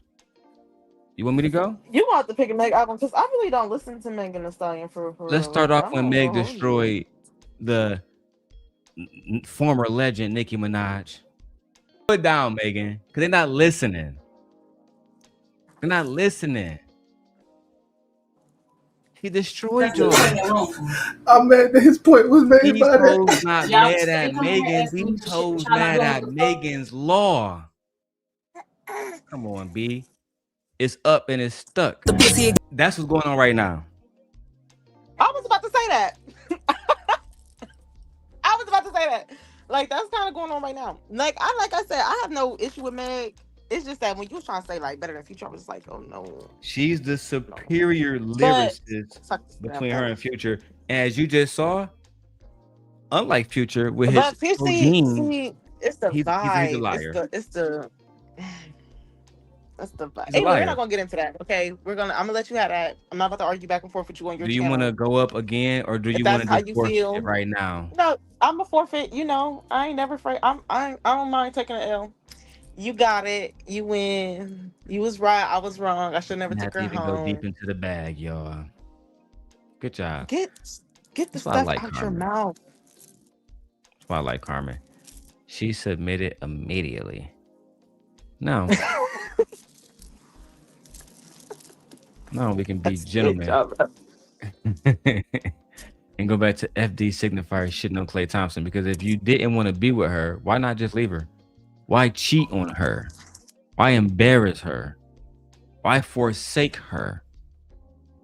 Lanes, a Canadian goblin weird man who is currently serving prison time for his assault, but due to willful I missing. hope he's staying there for life. For life, for life. He's a Canadian tether, and I have niggas who support ICE, and they support Tory Lanez. I mean, this is the most diabolical shit I've seen in years. I've seen niggas one day say, "Get them immigrants out of our country. Fuck them niggas." Next day, free Tory Lanez. We need him free in America. After he shot an American citizen. You know they don't like black women for real. But let a nigga from Venezuela shoot an American citizen. That nigga gotta go. You can't make this shit up, man. You niggas and y'all implicit biases. It's part of the reason why gas is $6 right now in Chicago. Because Donald Trump told y'all niggas that, oh, I'm about to make everything lower again. And you niggas actually believed it. $6? $6, mamacita. Our gas is $4.99. Oh my god! And the country is $3.99 not is a bad enough. bargain. for me. If I find $4.99, I can have my grandma in the car, nigga. I'm gonna slide over, nigga. We gonna go ahead and I gotta get gas immediately. I don't give a fuck where we going on. You know, it's like $4.99, and I just feel like, why is niggas not mad? Like, where is the outrage? Why This is isn't nothing Kamala on Harris. They be fire? saying this black bitch got gas prices raising high, but they don't want to hold men accountable. $4 yet, but we still mad. Go ahead, Watts. You got it. We ain't hit $4 yet, but niggas are still mad. Y'all's gas not $4 yet? Where you at? $3.98. Texas, $3.98. Oh man. And you know what's irritating me is? What's irritating me is you might as well make it the 5 you want it to be. Okay? just make it the 5 you want it, because $4.99 is crazy. Just go ahead and make it 5 even, so we can all be mad off this bitch. And when Biden had gas, I like what $3 and some change, and everybody was going around with them little "I did that" stickers. Where the stickers at? You feel me? Like, where is the fires? No, y'all It's can't just afford no more gas proof to that start no men don't want fires. to hold men accountable. So I sent this. Let me see if I can download it real quick. I sent this to the group. My brother was like, "How much is gas, bro?" I said, "Oh, I'll show you, Marc ass nigga." $6 is crazy. Oh I'm my gonna show you right now. I took a picture of where I stopped and got gas at. There you go, right there. $5.89 for those who cannot see it. Yeah, that's wild. That's wild. $5.89. Yeah, no, see, this ain't even right, man. Like, niggas need to be marching. Niggas need to be marching. Man. Niggas doing anything for a cause outside of degrading black women is not gonna do it. They're not gonna do it. They're not gonna come together for anything else outside of degrading black women. Now, if you tell them that black women have raised gas prices, next thing you know, these niggas start emailing Citco and Exxon Mobil. You know what I'm saying? Exxon Mobil, niggas that start making sure that the gas prices and oil stocks starts to sink. These niggas do anything they gotta do to bring black women down. And I'm trying to tell you, if you want to bring black men together, you must say that black women are the culprits. D-Town. And if you don't say that, they gonna say you a problem. Whoa, my bad, brother. I ain't mean to run from you. Talk to me. You okay? We debunked that future stuff because she submitted earlier, but welcome back.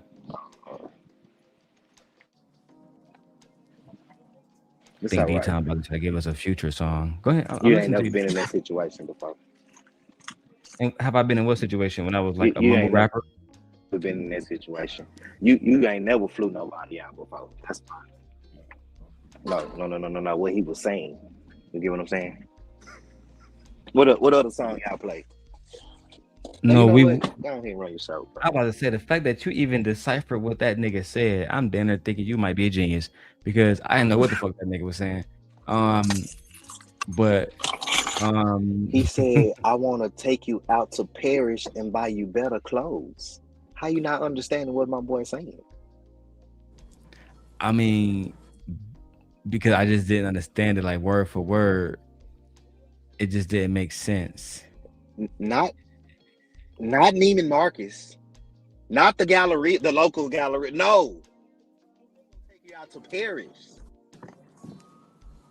You don't understand. See, that's real players. You Taking just one don't out to Paris is understand more what my about boy is saying. him. It's about him gloating his power over her. It's not about him actually asking her, did she ask to go to Paris? But then he said, white phantom, oh, white rose. You got options, baby. What are we talking about here? You living marvelous. You're not hearing what he's talking about right now, brother. You know what? I'm sorry. Go ahead, bro. He's also somebody who said that you can cry in a Toyota or cry in a Bentley. So, yeah, I'm saying, I heard that from my junior's English teacher. She was white. That was the first time I heard it. Then she deserves to have her teaching license script from her because that's not something that you taught the children. She always say, I rather. And also, Honey Watts, listen and hear what he said. A white woman taught him something as a young black male, and it stuck with him. The power of the white Jezebel is crazy. She rather Uriah. Sorry, go ahead, black man. Tell me what the white woman taught you. Go ahead.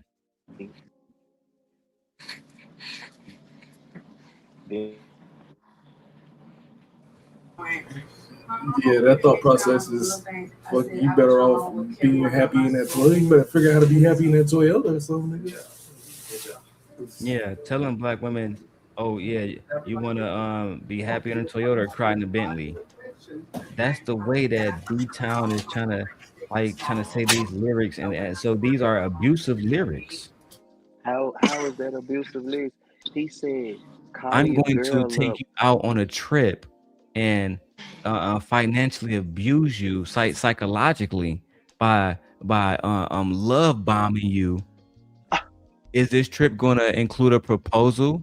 Is there going to be a deacon there? Is her family going to be there? Is the intentions to marry her, or is this more of another way to get her to drop her draws and get her guard down? Carmen, what do you think? Do you think the trip to Paris come with commitment or dick? It definitely comes with dick. If you're gonna be honest. Carmen, do you mind? Sin. Do you Around mind? here Do we you call that a mind little getting? sin. Do you mind getting dick by a guy that flew you to Paris? No, that's a bad question. Carmen, would you prefer commitment and love and duty or dick? I would prefer commitment, love, and duty. The black woman is God. I would, you know what I would prefer? Oh, I would prefer man. what are you doing, like all the time? Not just when you want some coochie. Okay. Boy. I would want Boy, you. I would want you to put a ring on it so we can always go to Paris. Exactly, because if that's your wife, he can take you to Paris every year, right? Not bait you with a trip in a hip hop rap song. Oh my God. Like a nigga would.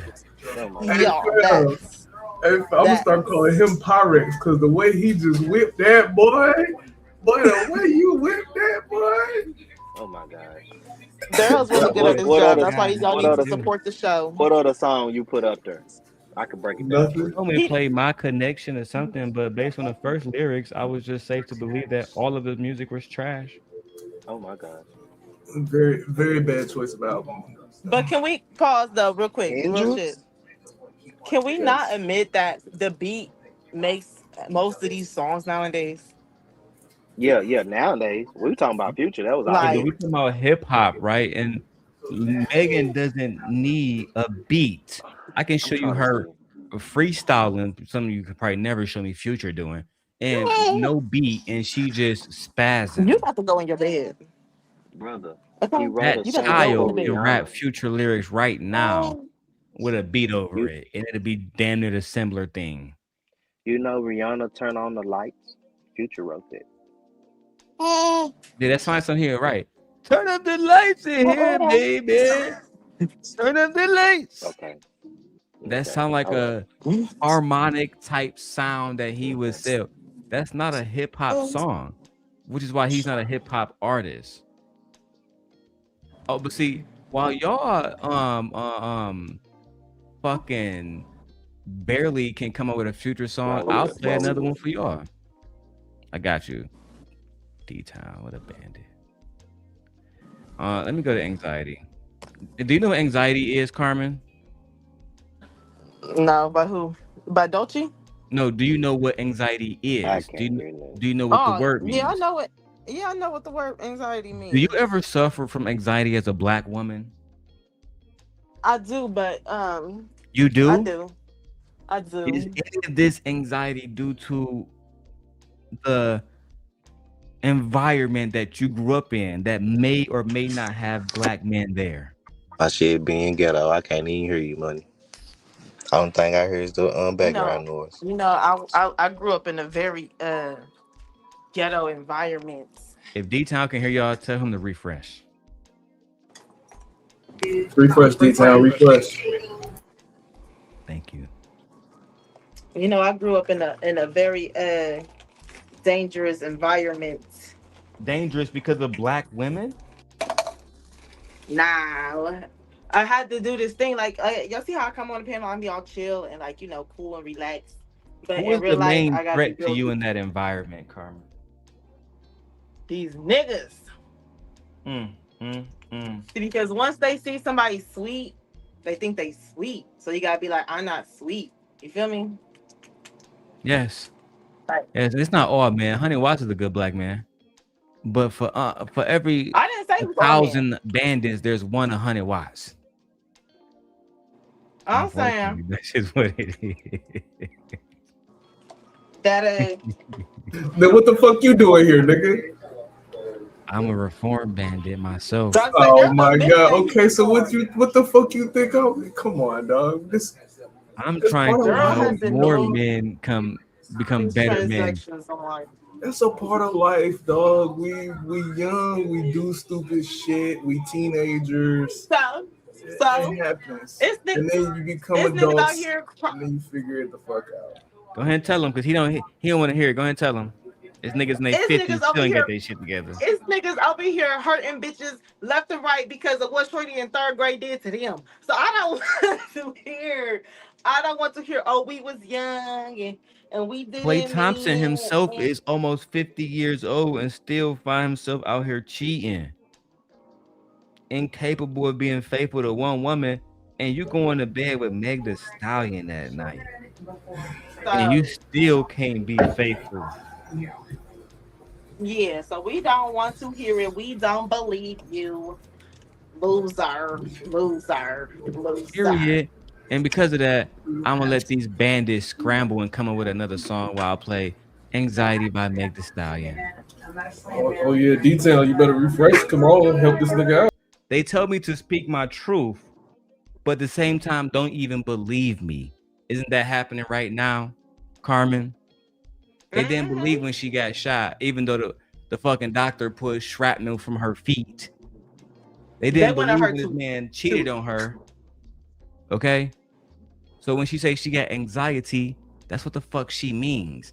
Unlike Future, when he say he drink lean, he's lying. Let's go. That, Carmen? Can a bad bitch have a bad day sometimes? You sure can. Tell You him. sure can. So, unlike that bandit, Megan makes music that is adjacent to what her audience is going through. They identify as black women, and I identify as a lover of black women. That sometimes black women, just like Tupac mother, just like LeBron James mother, and so many other single mothers who are black, who have raised successful black men, they go through bad times. And sometimes shit gonna be fucked up. I'm glad that I gave you this hip-hop lesson today. Raising 3 little black boys. Meanwhile, Future not even taking care of his damn kids. Little Future was seen on camera with Russell Wilson saying, I went out with my daddy, Russell Wilson. But you know and what? Me and my dad, we had a good time. I finally got the right person to talk to about this. So why is it that, and you know I'm a Taylor Swift fan, but why is it that Taylor Swift can date the whole white music industry and be America's sweetheart, then get Travis Kelce, they all about to get married, everybody all happy, football ratings is higher than they ever been before, and Meg she's white. Klay, and it's like a whole. I know that, but I really want us to dissect on why do they hate us so bad, because they make it seem like Meg is just this terrible person. Meanwhile, Taylor Swift was America's sweetheart, going through these niggas like tissue. White men created the manosphere and black men joined on it quicker than shit flies join shit. At the end of the day, the white men don't care about women being hoes. They know that they women done slept with black men, Asian men, Indian men, Native American men. And guess what the white man's still gonna do? Put a ring on her finger, consummate with her, and build the white nation. Right? But you know what? Think Travis Kelce doesn't know everything that Klay Thompson knew? You think Travis Kelce is fucking stupid and he don't know that what's the dude from Twilight? Taylor Lautner. All them niggas used to put dick in her. Taylor but guess Lautner. what he doing? I love you, the Taylor. dude from One Direction. It's like 10 niggas. She done dated like 10 people. Every album she made after a breakup. You know how many albums that bitch got? I mean, I'm just saying, like, and I'm a fan. I'm a fan. Taylor, just like most white tea women, are top grade thoughts, right?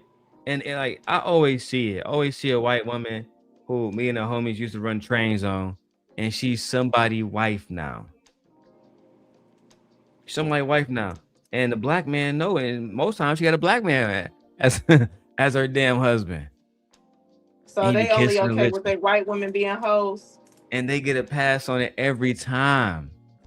Every time. They're not holding Sabrina Carpenter accountable for having her titties out in every goddamn video. Then they better not, because that's my bitch. That's my girl. That's my girl. They're not doing it. That's my girl. Big hatred towards black women. And this is why they told 100 Watts that the black community can be made without black women. Only thing you need is black men dicks and anything but a white vagina. That's what they said. But anyway, I'm so happy I'm gonna be everywhere. Because what? Who said that? No, right? It's so unfortunate. These niggas make up anything. They still know they start telling you snow is orange. I mean, these are just ridiculous. But why do they get so mad when black women they out? Because now this is so beyond me. I think what they really think about is because I'm diabolical. I think they look at never mind. I don't want them to say it because they gonna clip me. Never mind. They gonna clip you. They gonna clip then they gonna hold y'all accountable. I didn't watch. They tell that nigga Darrel to stop saying that shit. Oh no. Oh God. Crazy word. This is crazy. I just don't get it because it's just like I don't know why they hate y'all. How's your twins doing, Carmen? Nigga. Bro. They getting better. They good. They super smart. They bad though, man. They be at daycare fighting the other kids. I have to get them on about that. You got two babies at the same time, so I mean that's what happens. Yeah, they be beating other kids up. It's two of them. It's Tommy. I start calling him DTM because he do too much. So he DTM. But Manny, I mean, I told him, man, I whooped his ass. I told him you better grow your own motherfucking burn. And ever since that, he's been doing better. Everybody know that you're very pretty, Carmen, very voluptuous, right? So there's not a reason why a man wouldn't want to be with you. Where's their father? Go ahead and tell everybody how he's a degenerate. Go ahead. I can say this. He's a loser. And y'all know how this whole space be talking about duty and women don't know duty. I was with that man this whole time because we had kids together. I ain't even like that man. We just had kids together. I want my kids to have a 2-parent household. This nigga don't want to work. This nigga don't want to do shit. This nigga just want to sit around and smoke the weed I pay for. I'm like, you know what? And then he had the nerve. Trying to put his hands on me, bitch. Oh no, I don't even like you. Like, let's start there. I don't even like you. It's some shit I'm putting up with due to the fact that we got kids. And But Carmen, now- most of these men believe that just because he came inside of you means that you submitted to him. Couldn't it mean that your vagina was just so good and he wasn't ready, that he nutted so fast and then you end up pregnant before he even had a chance? It was so good that before he had a chance to pull his hips backwards, you was impregnated. And then the third baby, I ain't let this I'm man gonna take touch that me as a since we yes. had the twins. Thank you. Okay, so I ain't let that man touch me since we had the twins. I get this nigga some sympathy coochie, and you mean to tell me I got pregnant? I will never let that man touch me in a day in life. In a day So his of life. pull-out method, he just couldn't pull out. In fact, somebody was like, "Oh, do you think he was cheating on you, bitch? I hope so. Bitch, I hope so, because he wasn't getting shit from me. I hope so. I hope the fuck so, because he wasn't getting shit over him. And my life been great. Can you tell the camera that these men don't deserve vagina? They don't. But at the same time, at the same time, you gotta let's really see how a motherfucker really move. Okay? Because when we first got together, he was working, he was buying me stuff, he was taking care of me. And then it's like as soon as I got pregnant, Nick quit his job. I mean, like immediately. I couldn't believe it. And mind you, he's a grown ass man. He's 40 years old.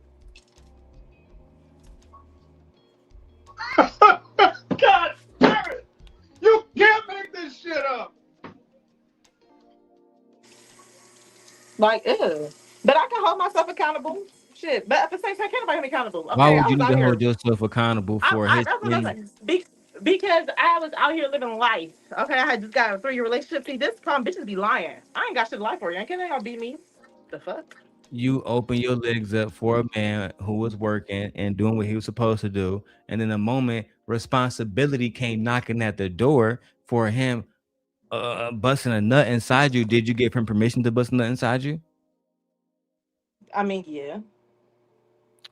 He did what he was doing. We know what we was doing. We was all there. We was all there. Girl, you almost had that nigga for sexual assault. You just blew the whole bag. Go ahead. Pyrex, man. So, you know, that was that. And, you know, here I am, thriving, living life. Girl, it's over now. You ain't got any permission to come Living inside life. now. We don't got a You leg know, to I'm about stand to- on. It's over. We don't have a leg to stand on no more. Yeah, no. The men But no, won. I'm so The men cool. won. Honestly, Darrel, the situation shocked me and traumatized me so bad. I don't even want to date no more. I don't want to be I don't even entertain men no more. Like 3 niggas inboxed me today, tell me I'm beautiful, and I left all them bitches on red. In fact, I ain't even click on them. Okay, because I'm scared. How long have you been celibate? About 2 years. I told you I wasn't letting that nigga touch me. So about 2 years. Mm-hmm. I can go a lot longer. I can go the rest of my life. I can go the rest of my life. Born? No, since I had that little baby that's over there. In September. I had him in September. I was pregnant for 9 months. So you do the math. Since New Year's, I'll tell you exactly when. Since New Year's of 2025. And that's you when he was conceived. And you learned your lesson now to not let these bandits come inside you. Were you having a weak moment of the dick was too good? You know, women say broke dick. You didn't just hear me, Darrel. I gave him some sympathy coochie. The nigga was begging me for 3 months because after we had them twins, I would not let him touch me. And it was New Year's, and he was on. Okay, so you gave him coochie, like, but that don't right. explain why you let him come inside you, girl. You got to explain that part. We were doing it, and things happened, and the bound. I need a visual for you? Okay, so yeah, this is you doing it. Text me. You doing it. Okay, this is a man doing it. Okay, you see that right there? That's the little pre. Okay, and then it gets to the point where it just goes, and that's what happens. But you said you can come inside me. I ain't say all of that, but I mean, we didn't have a condom on, so clearly that was implied. Oh, no. Now we have a leg to stand on. There you go. So you gotta give me my details. So you never told him that he can come inside you, but he, being the leader, refused to protect his seed, and he impregnated you, girl. Sexual assault.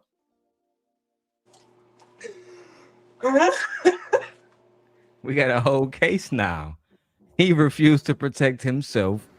His fault.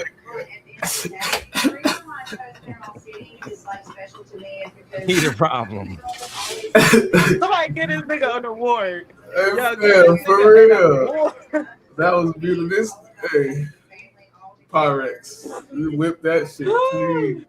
Hit every corner of that bowl. Because you know they're going to clip this shit up, right? And they're going to be like, see, Carmen escapes the accountability for her action. And Darrel is a whole ass nigga. That's what Fatty gonna say. Yeah, you know they're going to clip this shit up, but I don't care. But no, yes, in actuality, I do think I think he should go to jail because but you know what? He came inside you without your permission.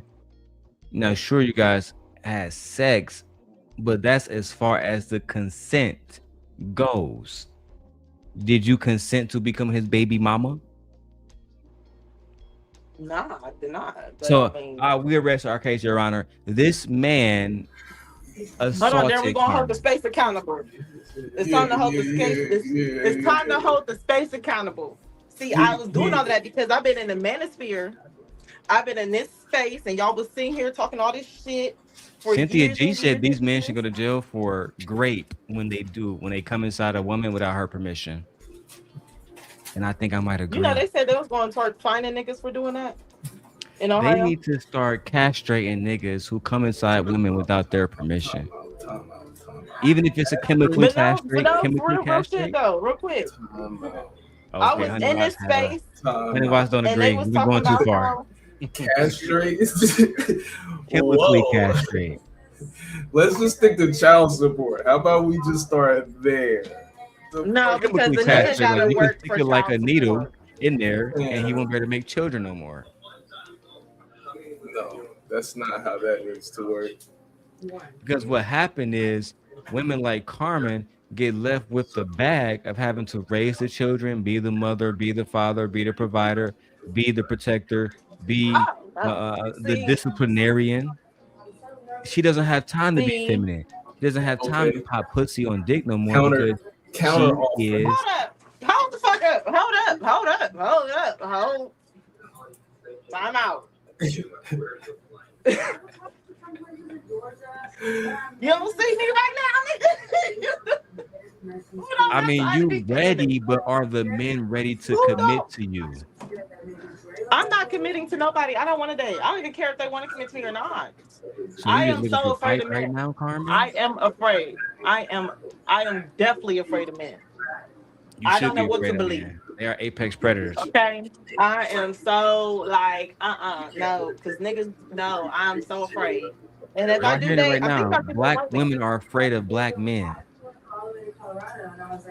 I think about getting a white man.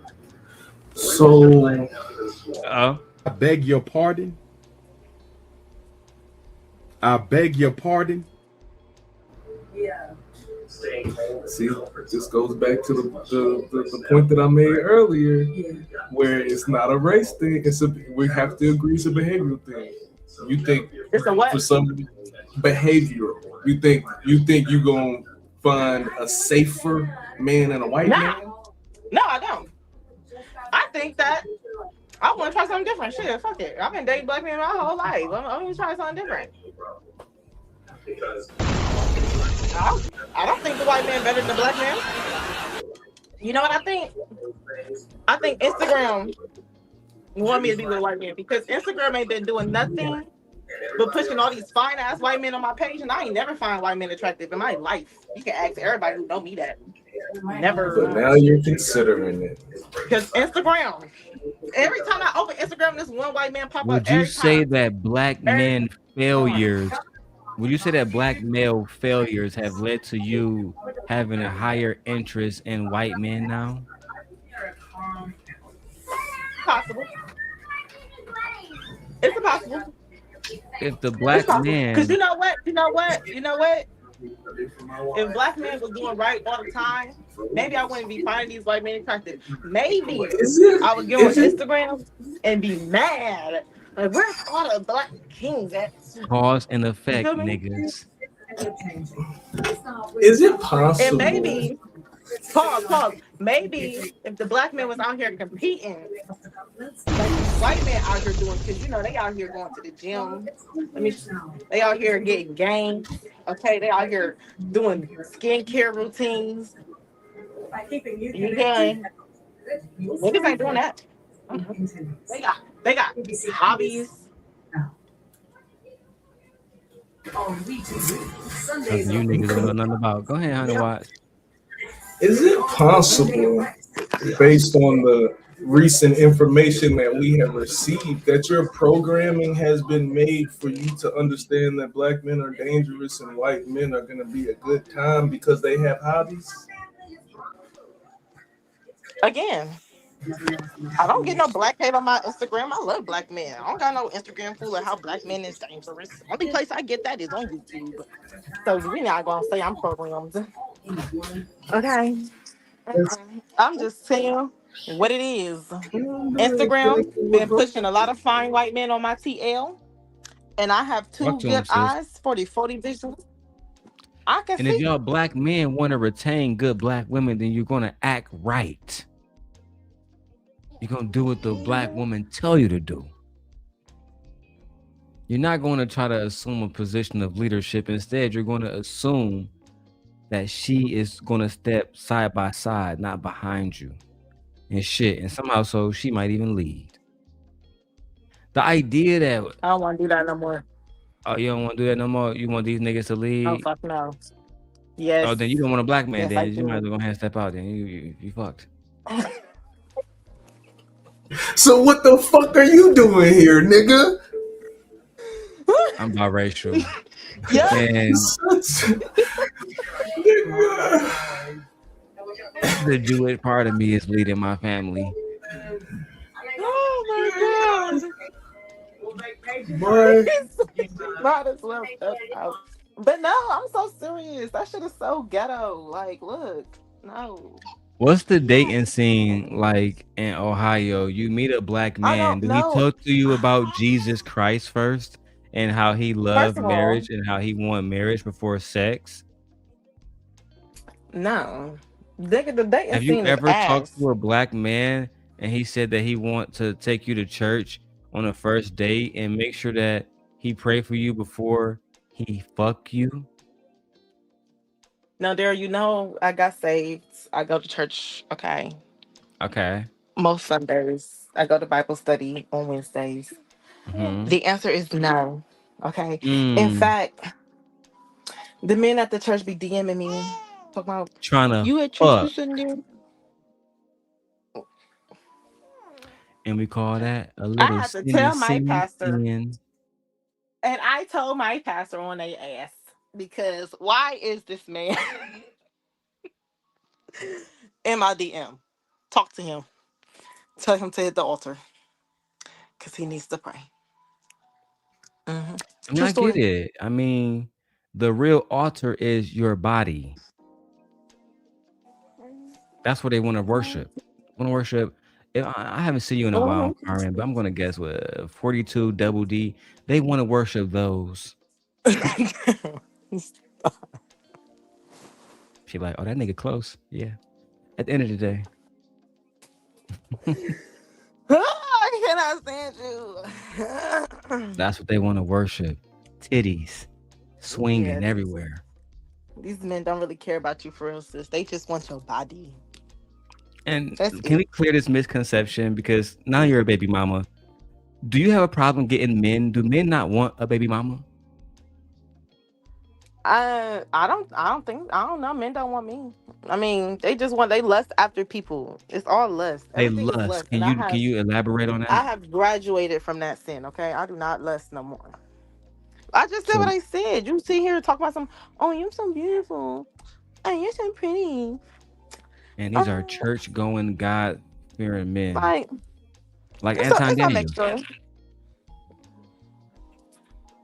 Interesting. Yeah. Okay, that makes a lot of sense, man. Like like that But sound no, like a lot I of what personally feel Anton like Daniels does.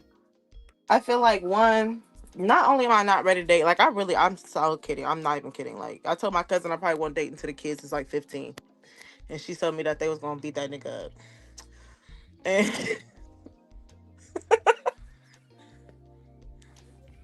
Now I you do want to agree? play the rest of this Klay Thompson video, and then we can finish chit chatting. Goblin weird man who is currently serving prison time for his assault, but due to willful misinformation by one DJ Groomer Dimbix and the Beige lawsuit filing overlord that commands him, there has been an endless negative campaign against her online by some of the internet's worst dudes. Just for the record, while I am against prisons in general, according to the laws of the land, Tory Lanez is rightfully incarcerated, and despite what Groomer Dimbix and his ilk keep trying to say, there's been no new evidence, no secret testimony, no special investigation happening. There's nothing material to make people think otherwise. But it's not like facts have ever been the issue in this case, because that's just how those dudes are. They're going to say what they want the truth to be until nothing. They're just going to keep that tether in prison. I get so confused watching the niggas wearing a Make America Great Again hat. Jeff James, I'm calling you out specifically right now. And saying free Tory Lanez. You niggas is the reason why gas is $6. You niggas is the reason why eggs prices are higher. You niggas is the reason why the cost of daycare is higher. You niggas is the reason why the cost of import and export is higher. So even people who use services like Tmall or Amazon or Shein is paying more. Because you niggas are fucking idiots. So fucking stupid that y'all really tried to convince me that a man who had no political experience would be a better candidate than the woman who was elected attorney general of her state. But you know what? You niggas got it now. You know what I'm saying? The country is going down the fucking hill. Little girls being chased by ICE. Renee Nicole Good died in Minneapolis for little to no reason. I forgot. She was trying to harm a fucking ICE agent driving away. You niggas do anything to rationalize y'all fuckery. I'm just here to call it out. And I do challenge Jeff and Dave Anderson and Obsidian. I can't believe y'all brought Obsidian from the grave. Do y'all know I'm about to go do the videos about him stalking for Harriet and how YouTube kicked him off of that shit? I'm about to have a fucking ball with that shit. Because I'm about to show how black men will just bring a nigga around knowing he was kicked off of YouTube for violating the black woman and Kimberly Nicole Foster. And you niggas will just be oblivious to it. Because he's an old man that had clout on YouTube 25 years ago. When Kevin Samuels was around. When last time y'all saw Kevin Samuels walking? He's gone. It's over. He wasn't important when he was here. Watts, did Kevin Samuels teach you how to be a better man? No.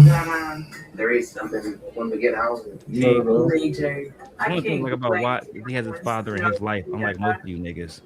So it's crazy, Watts. I got a video of a nigga saying we come on YouTube to look for a father. His name is Fitz Gabriel. His name is Fitz Gabriel. I swear to God. That's why I'm calling his name out. His name is Fitz Gabriel. He was talking about Anton, because Anton did a video reacting to his video, shaming him. Right? The story goes like this, right? He took his wife to watch an Anton video one night. Hey, babe, let's sit down and watch Millionaire bullshit. He sees his video. Hey, babe, come here. Anton about to talk about my video. Anton starts shitting on that nigga. Immediately. Oh, you changing your baby diapers, you bum ass nigga? That's what women do. Real men don't do that. Bag chasers. I'm Anton, nigga. The nigga was on there crying. Man, Anton was shaming me for changing my wife's diapers. All I ever did was come on here and look for a father figure, and he was that father figure. If I put his video right now, Watts, you would be in fucking amazement right now. This is a man that's married, supposed to be leading a woman, talking about Anton was his father. I cannot make this shit up. And Carmen saw it because Freezy played it. Why you say it like that? Why you gotta say it like that? I ain't been over there on Freezy channel since him and Izzy got into it. Where you see it at then? On my TL. Oh, you saw it on your timeline? Little nigga admitting that Anton was his daddy? Child. Yes, I saw it on my timeline, and then O'Shea Duke Jackson did a video on it. Yeah, everybody did videos, honey. Watch, you should break it down, man. He was like, I really love Anton. I can't relate to no bullshit like that, dog. I just, you thought that nigga was your dad? Oh, man. Yeah, I can't relate. I'm really excited. That's where they at now, bro. The internet your daddy now? That's fucking crazy, dog. He said Anton Daniels was his father, bro. No bullshit. Carmen saw it, and we all saw it. Nigga said Anton was his father, and he was in utter disappointment when Anton he was so shitting upset. on him.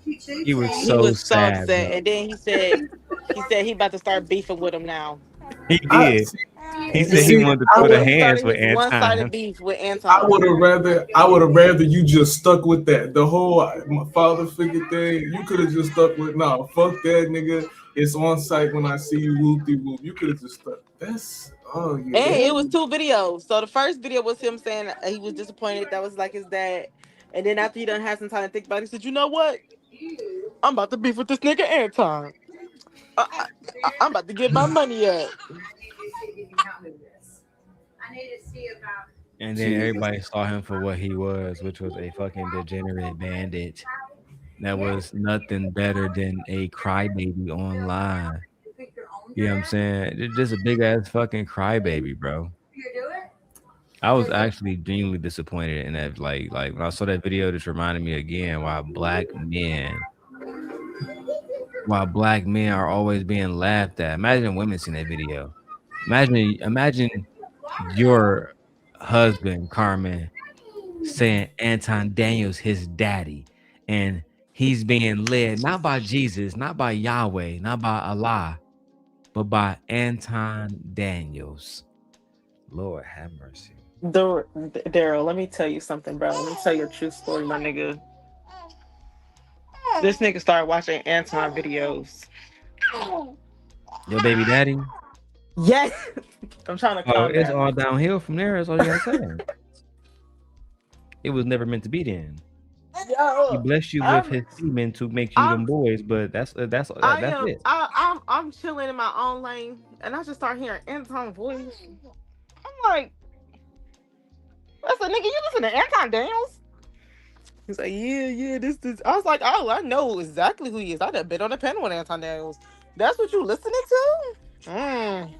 You must What was not his know. explanation? Was he saying Anton was smart and he was gonna help him get rich? What was his You gotta have explanation? ambition to get rich. But he was saying that he was talking about how he was on this whole like I honestly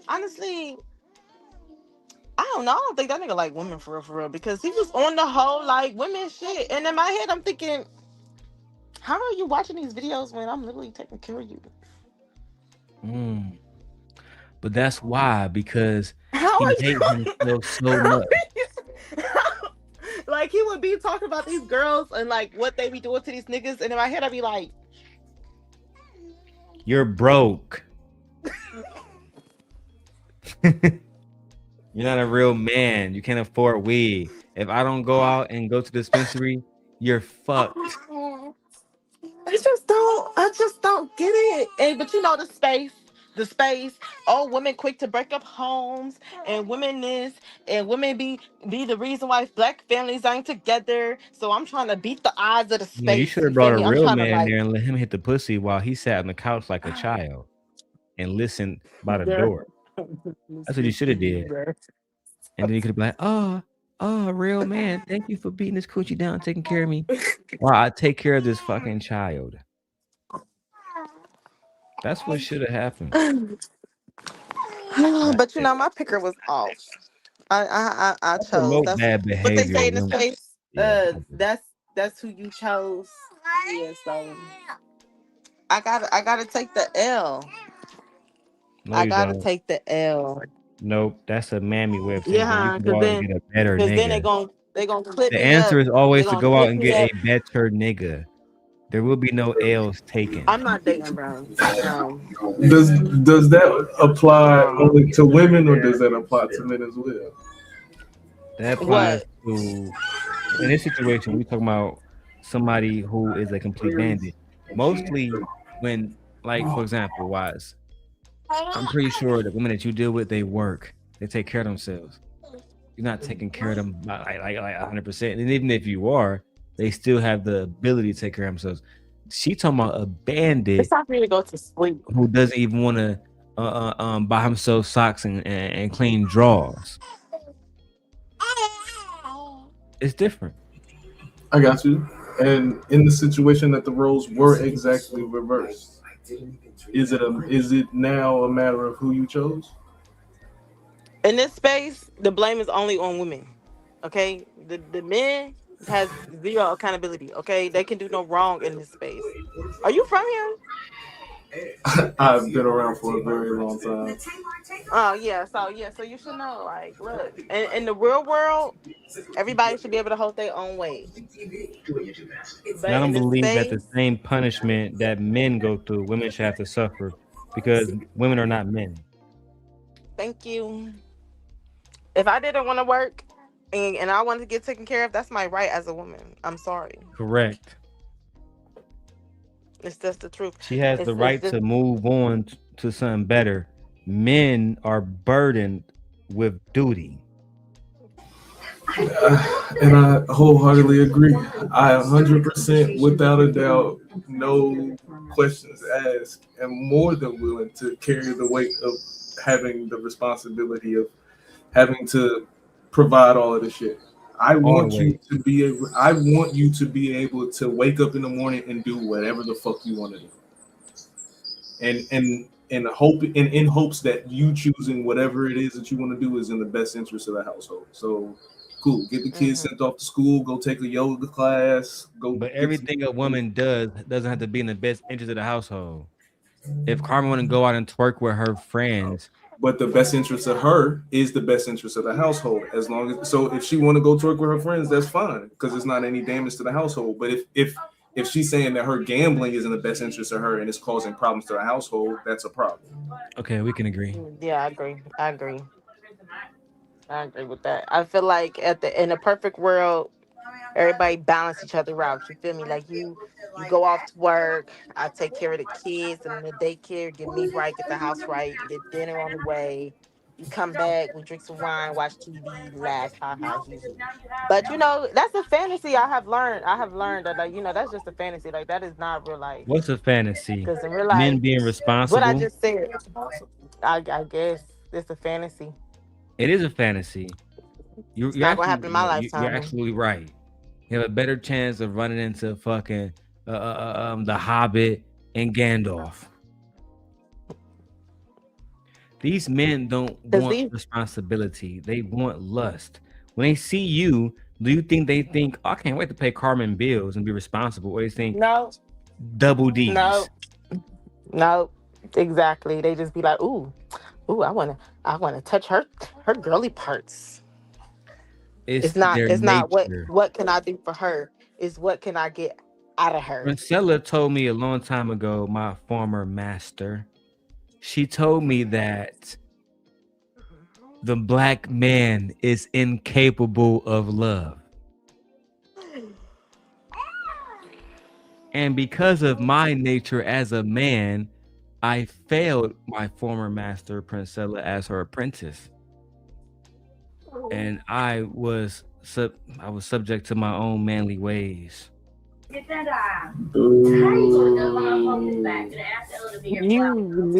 I'm not about to help encourage with that. I don't feel like that's the case, but I can see how one can make the assumption. I can see that, but like I was telling my homegirl earlier that today, men are incapable of love, or that I failed my former master by being a wicked man. Both. I'm gonna say both. Break it down. You're right. I swear to goodness. Rolling the backwood. You got my attention. I think that black men are capable of showing love. They love a lot of shit. Love, capable of love.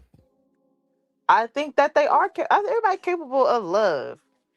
It's just that majority. By majority, you mean like 95% or more or less? I mean, if you feel like if you get angry at what I say, then that's who I'm talking about. Okay, because you know I'm talking about you. I feel like they just never really like they got mom issues. You feel me? Like they love their moms, but they can't stand her. They mom lead them to not being able to love. No, they know how to love. They just can't stand the person that they love. That's why they always choose fucked up people. And then the people who they do pick, who's right, who really could do real good by them, they don't know how to handle that. So they fuck them over, and then they cry and listen to. Would you call love? I told you I loved you, Carmen, but also told you I can't fucking stand you. Would you call that love? I'll be like, yeah. I would be like, I mean, love is an action word. You gotta show that shit. That's what my dad told me. So you can say you love me and you can't stand me, but if you pay them bills, you give me what I want on the weekends, you treat me right, you make sure stuff is taken care of. Oh, this nigga, then I might believe you. I can't stand me sometimes too. I know me. Gucci go woo woo. Is that what you're saying? That as long as a man paying them bills, you're gonna spread it wide open and do whatever? You're gonna disregard? Not all the way what I'm saying. No, because you're proving a point that a What lot I'm of saying, men will be happy in a situation where they can be bro. fiscally responsible and still be abusive, i.e., Chris Brown. No, Darrell, let me say what I need to say without you No matter trying to what you say, I'm gonna flip spin this my on men, but go words. ahead. Okay. Okay. What I'm saying is, I don't care what you put on men. I'm talking about what you trying to put on me. Okay. So what I'm saying is, for me, no, you cannot just like pay some bills and expect some coochie. I feel like that's what you're supposed to do. Do you enjoy doing it? Do you be like, oh, this bitch get on my nerves, but you know what? Oh my God, I just want to see her happy. I just want to see her smile. So I'm gonna go ahead and take care You of this know, stuff goddamn well so that's she not don't what have they to have a think. hard life. You know, Exactly. That's what I'm goddamn well saying. that's not what they think. Exactly. What's the highest bill you ever They be like, made I one of want these this bitch to niggas shut pay? up. All right, man. I'm gonna break this down. What's the highest bill you ever made one of these You know niggas what? pay? You know how sad it is? I don't even let these niggas pay shit because they think that because they do something, they deserve some coochie, and you don't. No, you And I don't ain't let never been a these bitch who niggas needed a pay nigga for some shit money. because you know that these niggas have an expectation. They would do something as simple as, "Oh, I bought you some Jordans. Can I fuck? I No, I and you paid your not phone gonna bill and, this month. Can I fuck?" Hold on, Vic. and you And not no. they have a very bad problem with correlating gifts to a woman's vagina. Yeah, no, exactly. So I take care of that myself. Even when I was Have you out ever here had a man pay a single, bill for 6 months straight without fucking? no, I have never even gave a nigga the opportunity to be in And that that goes position to and show that exposed. these men are not the providers that they say they are. Because if she was actually being provided for, then it wouldn't be transactional to the point where her vagina is up But for grabs. Go ahead, you got it. And Victor, I know you want but to cut at the in. same time, like I said, Say I King don't Rooster, put because these folks nobody. don't know me like that. I don't I'm got that sorry, certain type. Rooster. I got no. Don't be sorry. Just be careful. But look, They're We I don't know know these doxing who people you like that. is. Why you trying to act like just Nah, because I I don't be in the know who chat, you I What don't know is. Victor is you? saying is black Little men is a baby. threat to other black men. But go ahead, Victor. Explain to Yeah, us why you're in danger. No, well, I'm not in danger because I'm the dangerous person. Well, I could be in danger. So I retract that Proving statement. my You know, point either just way. because of niggas be slick sliding on certain things and everything. And I'm looking, I could basically be in danger because it's a woman that has a recollection of me and I don't know who the hell it is. Right? They intertwine, bro. Bro. I'm Darrel. listening, Vic. I'm listening. Sorry, go ahead. You got it, Vic. The thing that's going on, bro, you got to be extremely careful. Because what you think you're doing is not what you're doing. You feeding the beast, bro. You basically feeding the beast. It's only people that's sitting around you and they'll entertain you or be a part of a circle just knowing that you are capable of doing a certain thing. You go. They don't give a damn what you down or up or whatever. All this old shit. That's like in relationships and households, bro. A lot of these people, male or female, they are only dealing with somebody based on what they can perceive of their capabilities, bro. I can't argue with you. You mad. I can't argue with you. No. The time was up, Rooster. What more do you need to say to us about this topic? I gave you 60 seconds. And the only thing you said was bandit babble, bandit babble, bandit babble, bandit babble. Oh no, bandit but you babble. can't do me like that because all at the same time, look, I ain't looking for what you looking for out of this shit. These hoes can't do shit for me, bro. I was born is that in a derogatory certain language situation. coming from a black man? And yeah, okay. Now, I'm not black. What is you talking about? There's nothing You were Christian in the first, Crayola. Anton Daniels, right? Hold on. There's nothing in the Crayola box that you can place against my skin, Mr. Darrel, that says I'm black. I'm not black at all. All of those bullshit that y'all be that miss me with that black shit. That black shit. But My the bad. whole thing is, you know the proper King's English, right? And then you've been to school around all them pretty white girls and they're all the fancy education and everything. Anything that you ever read, when you speak upon blackness upon yourself, bro, you cursing yourself. What the fuck is you gonna call yourself black for when everything that's in the Bible that says something about black, or in the thesaurus that says something about black, or it's in the dictionary that says something about black? This shit cursed. Why the fuck is you talking about this black? You know what I've been doing over the period? Are you saying everything that's months? black is cursed? Oh my god.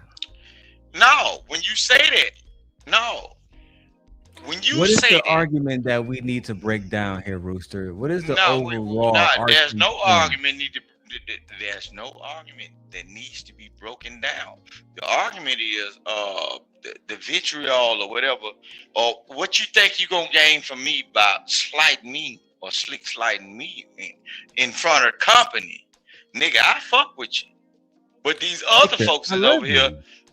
But I still must hold black men accountable, regardless of my implicit bias. Well, I'm not black I got man. even more love for 100 watts, but it doesn't mean that degenerate behavior will be ignored.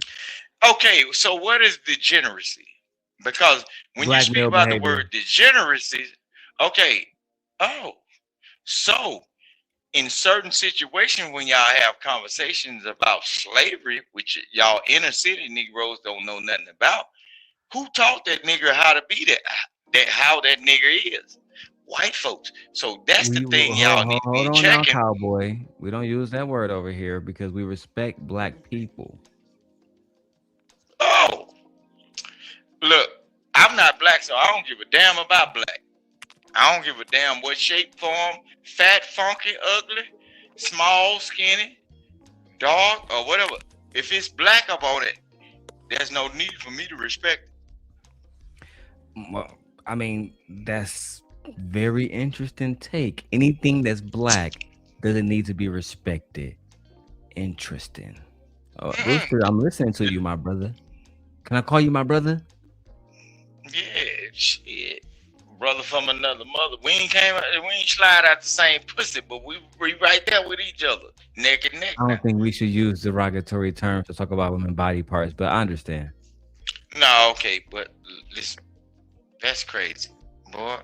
Everything I'm saying, you saying is derogatory, but I'm just getting to tell you how TI is, bro. I'm just laying it down on the line. You saying black, bro. Darrel, you had more education than a lot of these people that you even talk to on the internet. But why are you dumbing yourself down to their terminologies and knowing that it's not factual? That shit's stupid. Factual, he says. Rooster, because we're friends, I'll take a moment to pause the simp god personification and show you who I really am. Yeah. Hey, Gemini, I was talking to my friend King Rooster, and he was saying that black men are not a threat to black women. Can you tell me about black femicide and give me stats? Because my friend Rooster is demanding facts. Data indicates that black women face a disproportionately high risk of violence within their own community. Key statistics: homicide risk. Black women are 2.5 to 3 times more likely to be murdered by men than white women. Intimate partner violence. Over 40% of black women experience physical violence from an intimate partner in their lifetime. Intraracial violence. Approximately 91 to 92% of black female homicide victims are killed by black men, and the vast majority knew their killer. Domestic connection. More than half of all homicides of black adult women are related to intimate partner violence. Contextual factors.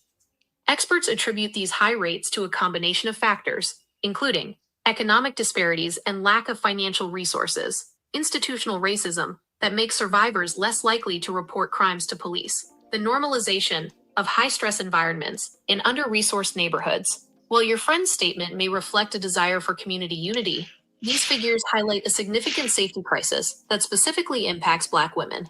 To that you say what, Rooster? You got the floor. To that I say what? Okay, so you are going to rely upon the white folks' system of AI to regentrify your mind to think that it's actually true. When also a black man came up with the thing that all of this shit you can search, the GPS and all that, but the white folks always turn it over to their benefit, bro. Y'all crazy as hell, bro. And I'm it's a social study for me to be on this shit right here with other black people, because everything that comes out of the internet, y'all think is tried and true because y'all put black on it, and then they gave a little black boy, little drummer boy, a goddamn device that they didn't even want y'all to read, write, or spell, and they give y'all all this forbidden knowledge, but it's orchestrated in order to put it in your mindset that your folks is wrong. Man, ask Gemini how many white women go through 30 years of domestic violence, or taking their babies down, or drowning them in a tub or whatever before they even say something, or even baby deletions.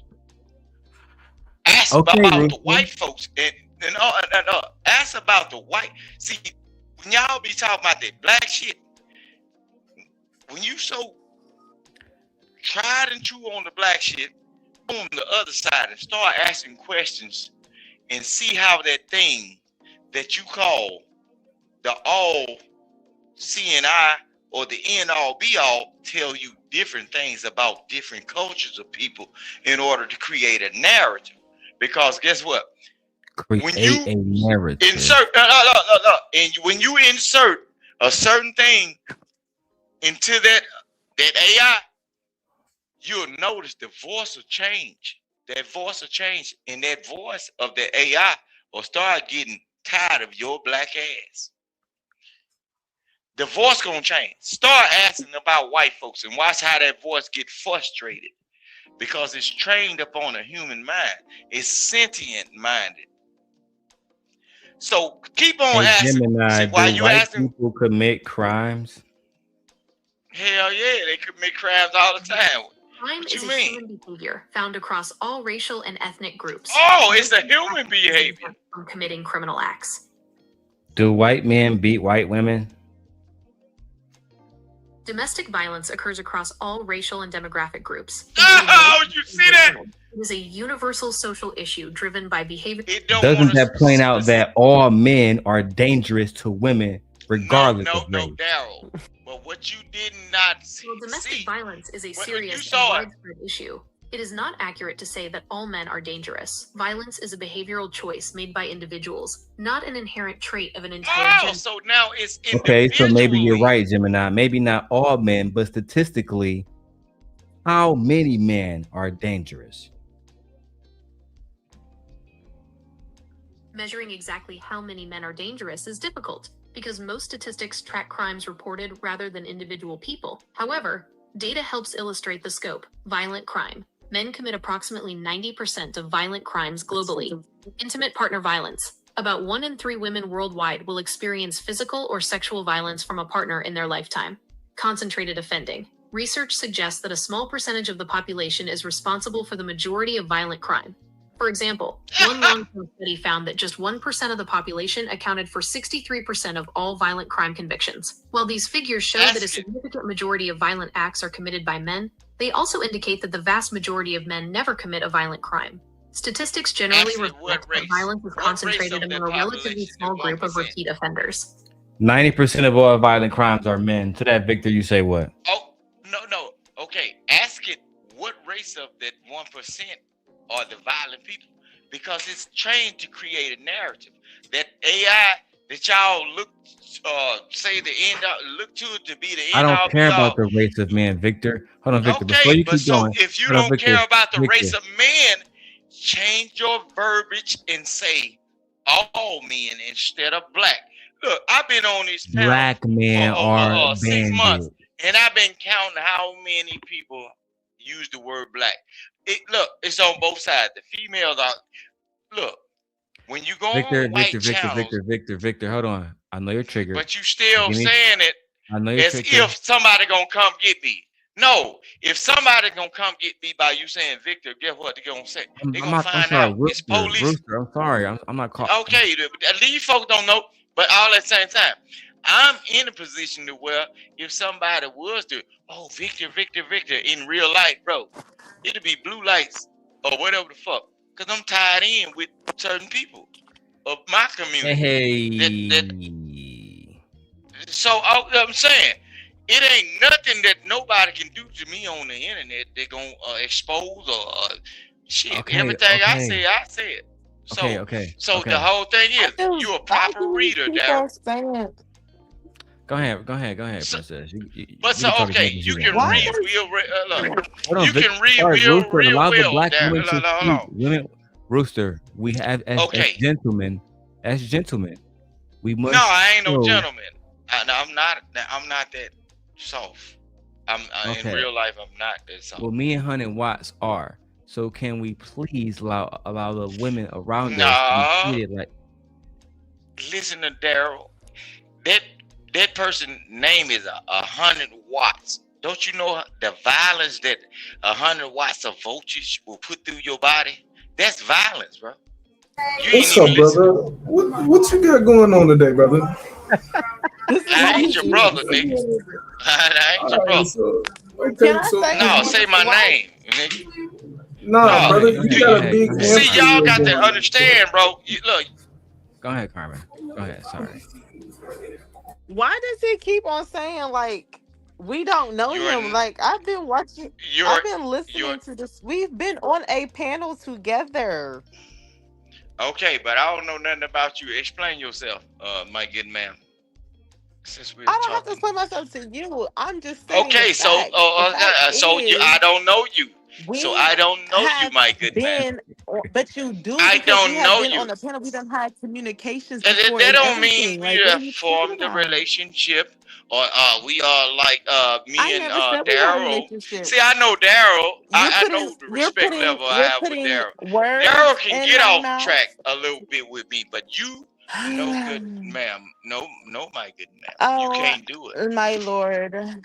I never said I wanted to. What I wanted to say was, why do you keep on making it seem like vigorously? No.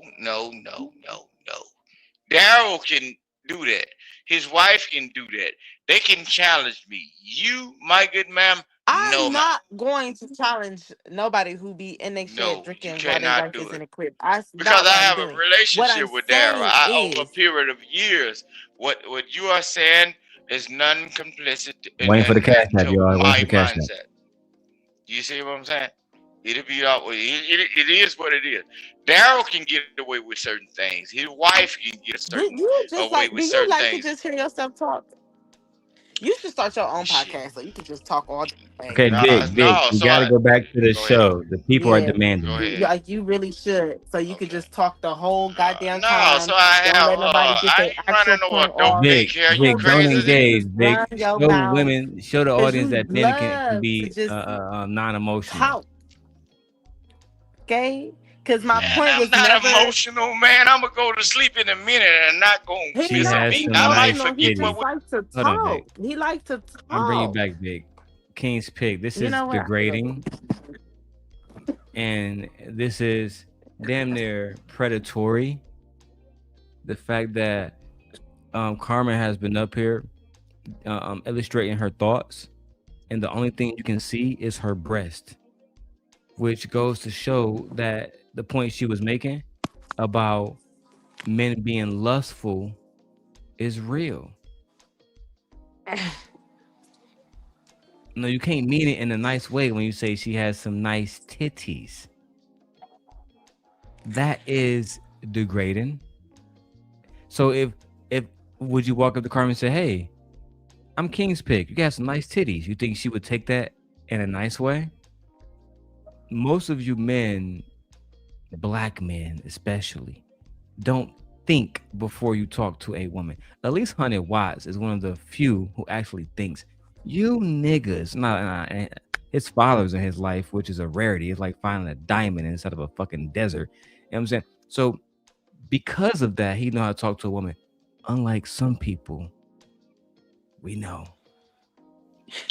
Hold on, Darrel. My dad and my mom is still living, bro. I wasn't talking about I you, don't have Victor. those problems. No, but we ain't gonna insinuate nothing. My dad and my mom is still living live Victor, and we well. must go back to the video. But we ain't gonna have do so that. much time to break down. You want me to the get him on the history. phone? But now he don't like No. YouTube though. I absolutely do My not. whole point with Victor was he keeps on saying like these people don't know me, and No, I'm just you thinking in my head, steady like, saying sir, I Victor. do. I'm Can not you your shut the Victor. hell You don't up? know me like that, shawty. Let me check my Nobody cash. is trying to argue with you. Nobody is trying to Look, correct you. y'all be talking about I'm literally educational just systems and saying- everything, but if you didn't know me, Darrel, what would they address me by? This the disrespect of black people. But These this people is don't my know me. point. This But is my point. by Victor. you knowing You of have me, been on YouTube long enough to when you did have your name. I but knew I don't I know was you, watching love. you when you had your name there. Whether you know me or not, I know you. How about that? How about we start there? You don't There's know a me, lot but of I people know that know you. me that I don't know. That means I'm famous, Exactly. So, baby. and I'm one of them people. And I'm one of them But people. I And ain't the I'm one that just asked saying, about your titties. you keep You saying, need to be oh, they getting don't know. close I'm to not the one that asking asked about about your titties. you. Your tatas. See, I'm not that person. What the fuck are you talking about? My titties in the Victor, house. whenever you're ready, Victor, we're gonna go back and you know and watch the video whenever. Okay, we you're can go ready. and watch the videos because look, I ain't buying no titties. I ain't buying no coochie. I'm I'm not that. on What here the for fuck are we talking about? But you did it, Darrel, because you saying Victor. Look up the that name. Every time you say it, you give me more power. Look up the in the dictionary what it means. Conqueror, ruler, take over shit. Just like vigorously. I like when you say my name. It gives me power, bro. It make my heart miss a beat. So it's best for you. Yeah. See, I'm good with terminology and words and everything. You know what I'm saying? I used to have the Webster, the actual books. You remember when the white folks used to come by and sell the books, thesauruses and all that shit? I came from that era. And, you know, we still got them on our shelves and everything. See, we ain't use Google. It wasn't around.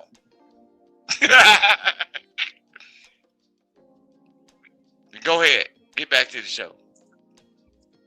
Okay. I keep saying it regardless. I mean, look at them. Look at them. Despite her larger-than-life persona, Meg is actually a pretty tragic figure. She lost her father at an early age, lost her mother early in her rap career, was a victim of an incredibly exploitative initial record deal, as I mentioned earlier, and is a recovering alcoholic. And this led her to being very private about pretty much everything she did outside of promoting her music for years now, which is why so many people were very happy for her when she first popped out with Thompson, because we assumed that if she was being public with the new guy, lots of social media posts, viral videos of her cooking for his whole family good-looking food, it must have been because he was a good dude and they were serious. It was the opposite of when Cardi popped out with Stefon Diggs, who people kind of knew he was kind of shitty. Folks assumed Klay would do right by her because, I mean, she's Meg Thee Stallion. She is literally one of the most beautiful men in the world. And also on top of that, successful, rich, and according to her music, we'll say fun. Sadly, it seems like Meg and her fans should have done more digging on Klay Thompson. Basketball kind of fell off my radar in 2004 after the Pistons beat the Lakers in the finals, and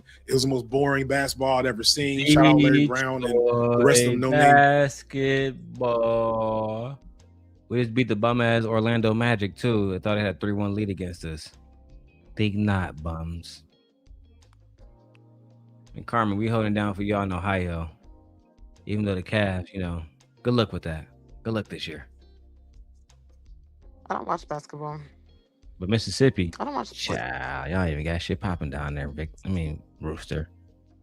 You niggas just look at fucking chickens all day in the farms. But my thing is, Dudes like, oh, go ahead, you know, let Carmen. me shut up. Go on. No, just play the video. Just You play got the it, video. Mama. Most people that are younger than me don't even remember from that championship team. Cut the shit off, bro. I gotta cut the shit the fuck off. But from what I can see, Thompson is as a dummy on and off the court, making bonehead plays in between his great moments on the court, leading to his coach making some unique faces at him when he makes these mistakes, as well as being allegedly a habitual baddie fumbler, as it seems he also cheated on several of his previous girlfriends, which includes Coco Jones. And like, how does God not strike you down for doing this multiple times? Not a fair God, if that can happen. I be trying to cape for light-skinned dudes, but the L's on y'all head right now is rough. Caleb, Iceman, save your people, save us all. All jokes aside, well, no, not all of them. We got more coming.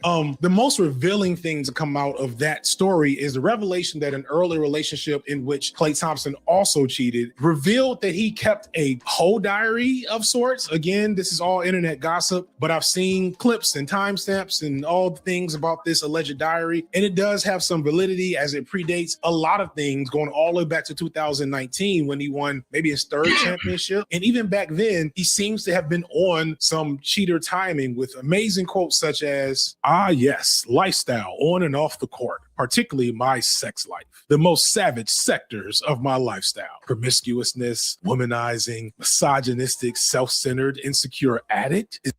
So this is what Klay Thompson posted about himself. He posted this himself? Yes, he did. You see, this is before they realized when they watched that the internet was forever. They didn't listen to us simple niggas when we said, I think the government listens to what the fuck we say. I think the government keeping all our fucking information. One day I'm talking to my nigga smoking, telling him I love oranges. Next thing you know, I'm seeing a fucking orange commercial on Instagram. But now these niggas are learning. He posted that himself? He did. And one of the best. I think he's gay. I mean, he's a what? He's a self-proclaimed womanizing, promiscuous, misogynistic, self-centered, insecure addict. And what's he addicted to? Punani.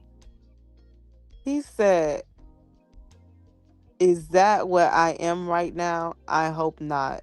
But I feel everything about it, maybe because the experiences are so euphoric and exhilarating. Women at my fingertips in so many cities nationwide. Flying above the clouds is by far one of the greatest fucking achievements." So he's saying that getting this much coochie is the best achievements of his life. It's the best thing he's ever done. Just get some cheeks. Is have access to coochie. And see, Meg Thee Stallion must never got this. See, again, if she had contacted us YouTubers, hey, bitch, hold on. This nigga's a bandit. This nigga worth than crazy coochie. word. Would y'all think because he's light-skinned and he won a championship that he's a good guy? Nah, these light skins is demons. They got the white man in them. And what's worse is they think that because he can put a ball in a hole, that makes him a good leader and husband. So he not light skinned, he mixed. Not. He's diluted. He's biracial. Sorry, biracial. Sorry. Let's keep going. Is that what I particularly amazing quotes such as, "Ah, yes, lifestyle on and off the court, particularly my sex life. The most savage sectors of my lifestyle: promiscuousness, womanizing, misogynistic, self-centered, insecure addict. Is that what I am right now? I hope not, but I keep writing about it." Why do you feel like this can't be real? Because this is too fucking corny. Maybe because the experiences are so euphoric and exciting. Women are at my fingertips in so many cities nationwide. So let's say this is real. I don't think it's all that implausible that it is. And that's because I've had the pleasure of being around more than a few high-level athletes, and you'd be shocked to know just how simple and kind of dumb many of them are. Or at least that used to be a secret, except like every athlete has a podcast now. And like if you watch a lot of these dudes, you can kind of tell. These are not all strong intellects. Engaging personalities, I give them that. But a big chunk of them, not a lot going on upstairs, and that's male and female athletes included, just to be fair. This is partially shade, but also this is kind of a system failure for them, especially for a lot of black athletes in particular, which is something I touch on in a very old video that anyone with a child in athletics should watch. Athletes, especially black athletes, are very much socially and academically underdeveloped, and I think this is on purpose, usually as a byproduct of their skills on and off the court, to make them easier to manage. And the better they are, the more severe this underdevelopment can become. You might still get an Arian Foster and Aaron Maben, two men I've had the privilege of speaking to in other videos. You might get a scholar like Kareem Abdul-Jabbar or Arthur Ashe and Colin Kaepernick as activists, or Myron Rolle and Gabby Thomas, who are whole medical biologists, doctors, or whatnot. And I'm sure there's plenty more. But for the most part, elite athletes are specialized from an early age to do their sport. And if there's not some very purposeful intervention in the process to develop something else about them, there's a high likelihood that they will not develop academically and emotionally to their potential. So yeah, this does sound like a diary of a dude that's been playing basketball his whole life and pretty much nothing else. But there's also some other elements to it. Another thing at play that I already alluded to, the misogyny and patriarchy, which if you didn't think I was gonna bring that up, like,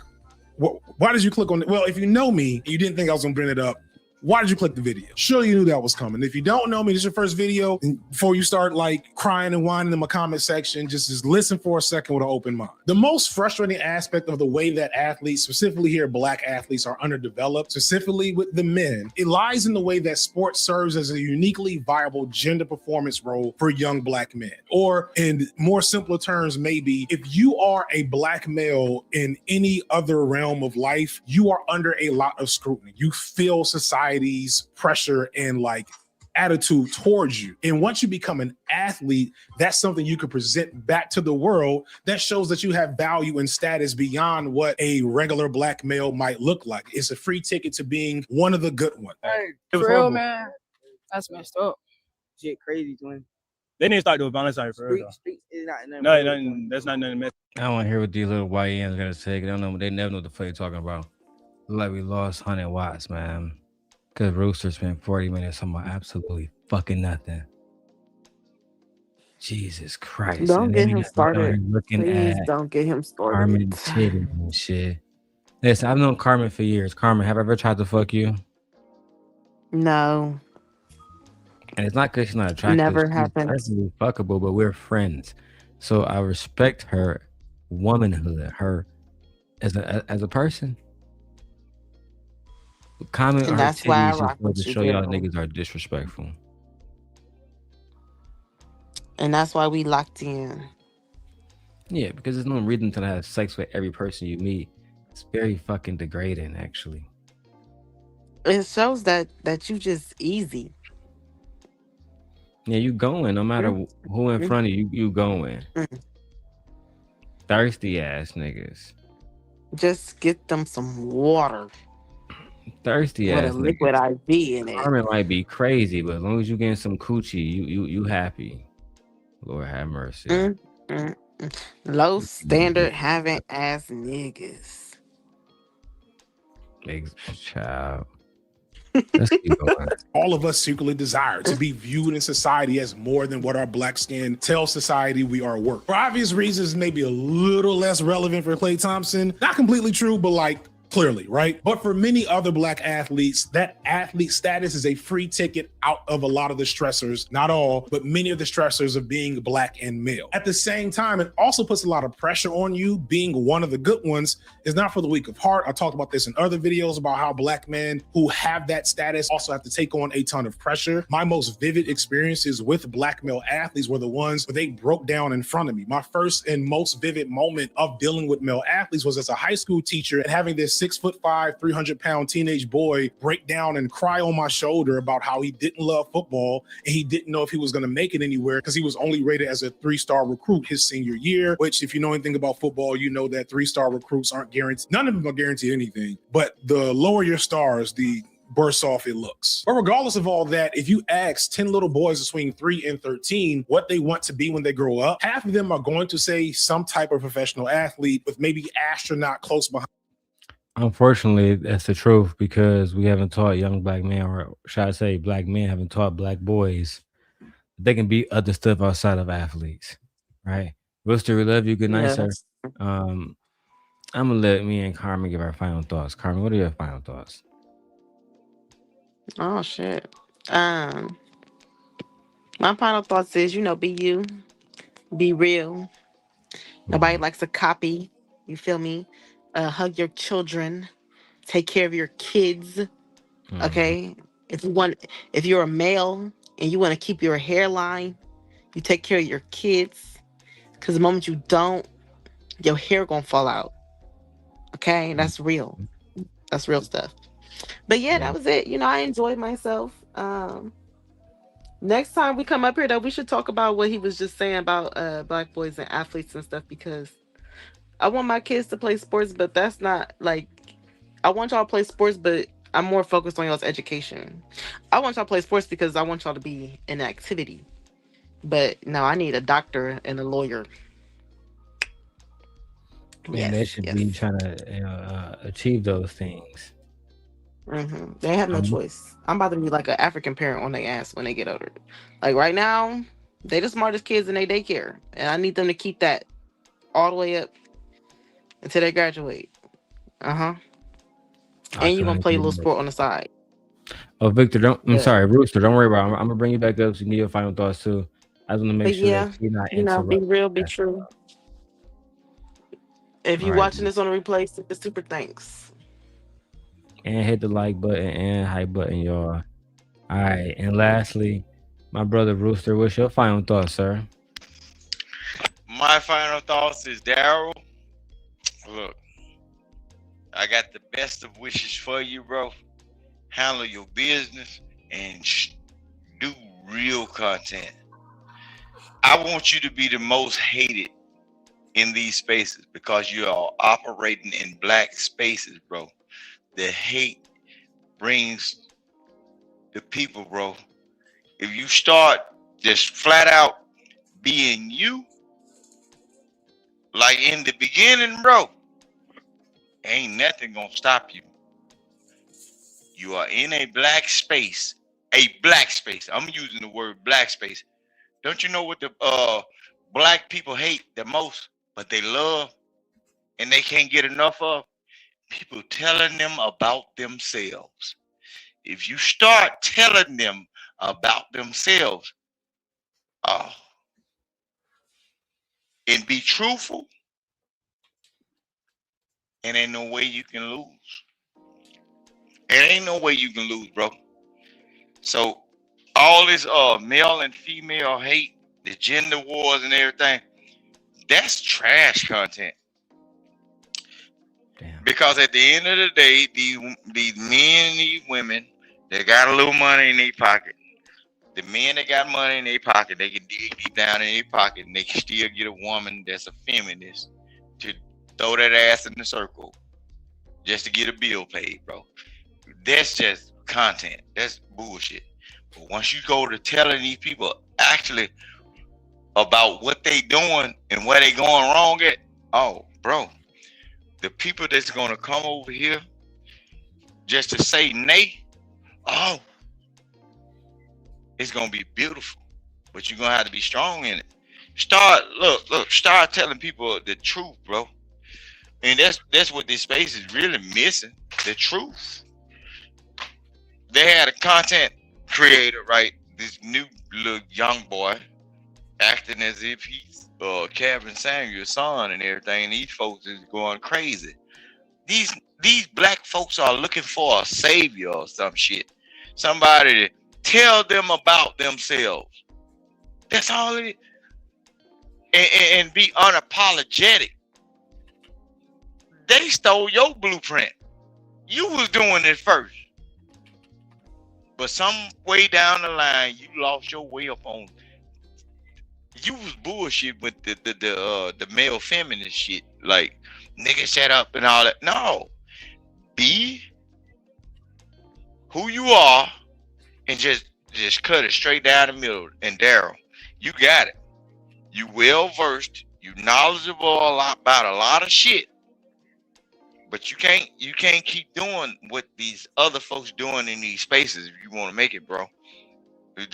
I'm telling you, you can't keep doing it. All these folks is pandering and bullshitting and sniffing up each other's asses. They waiting on the next person to slip up to where they can go against a person or X them out or cancel them and all that shit. All these people in these spaces over a period of years, I've been paying attention to them.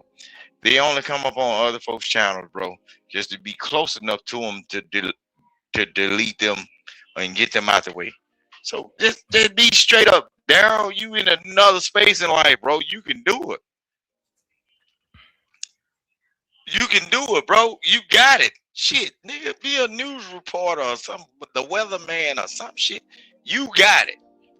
All the rest of these motherfuckers is clowns, bro. On the fucking internet, and you can clip that up. I ain't gonna lose nothing off my dinner table from saying what I see on this internet, bro.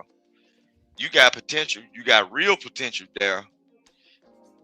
The rest of them, they just riding the wave, trying to see who else finna come up so they can knock them down.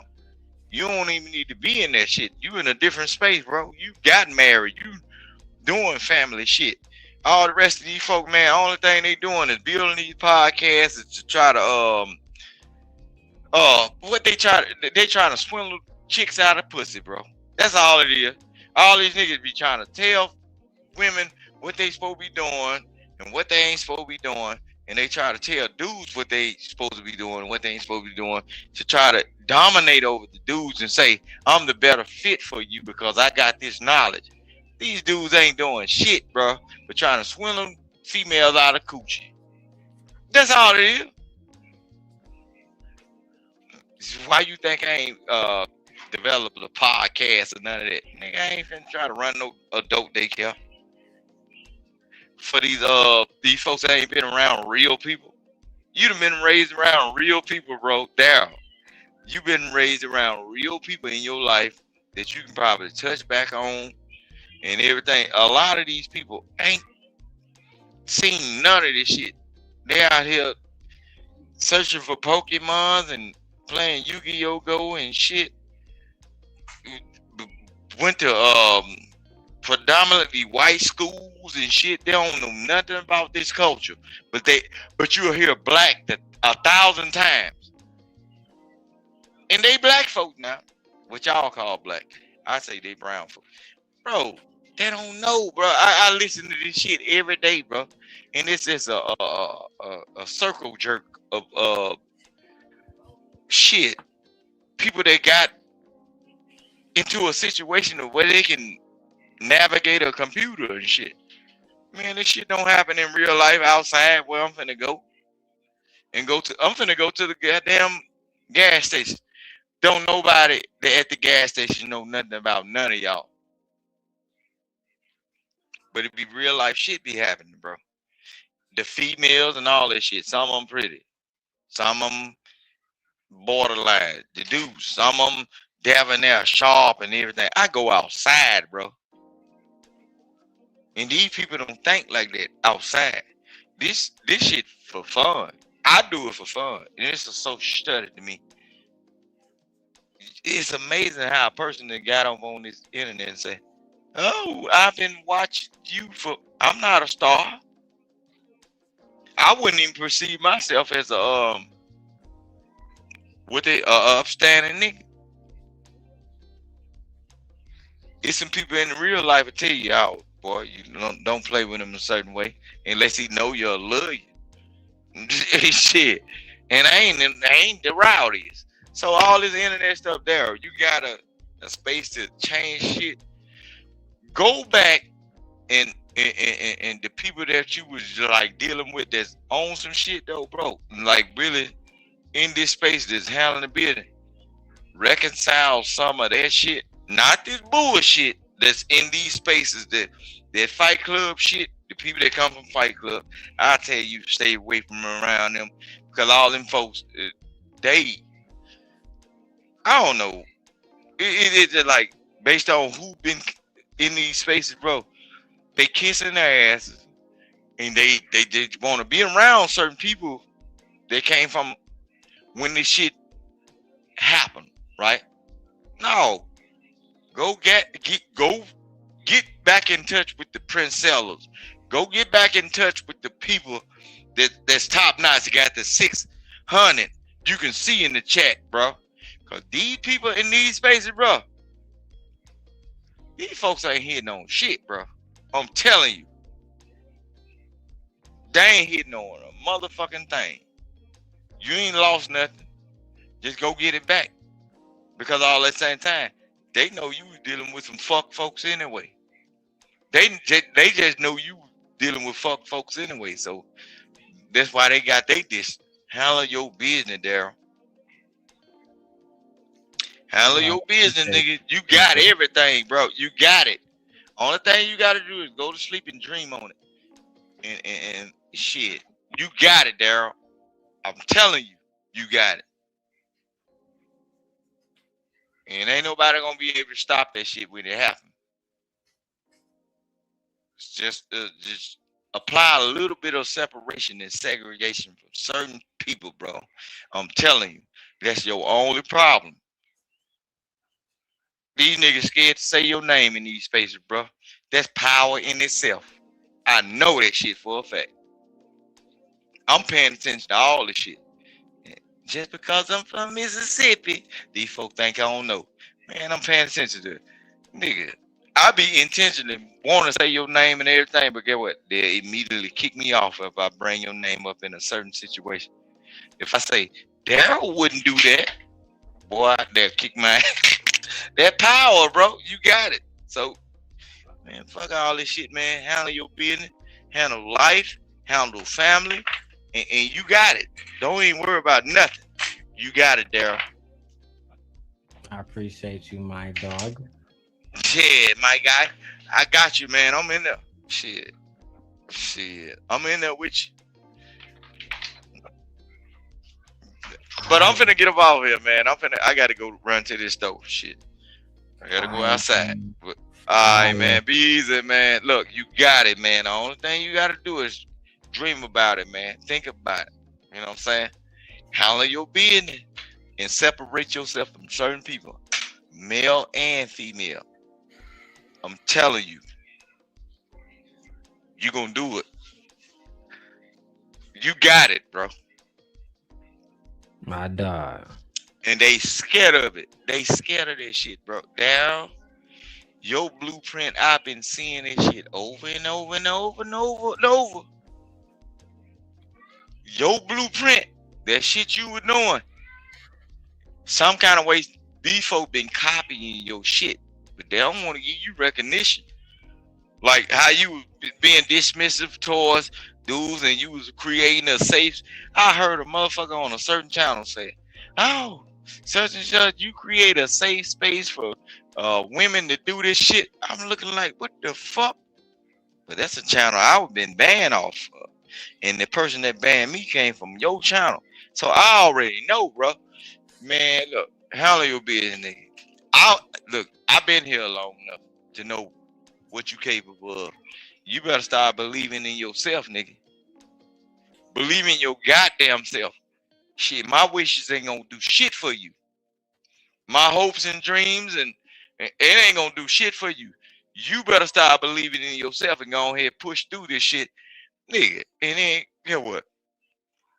Nigga, you a dominant nigga, bro. You know how to shut shit down. So it is what it is, bro. All this old fake ass shit that these niggas doing, creating these platforms, trying to conjure up free coochie and shit. Handle your business, there. That's all they doing it for. Handle your business, bro. You took that step, nigga. You got married. You handle that business. You doing family shit. So now, get what? You got free reign to run these niggas. Because at the end of the day, get what? You still gonna go after you piss them off, just like me. That's why I'm able to say whatever I say to the people, male or female. Get what? At the end of the day, get what? When I tap off the internet, my wife up in there. She sleep. She be sleep or dealing with the kids and everything. She don't bother me.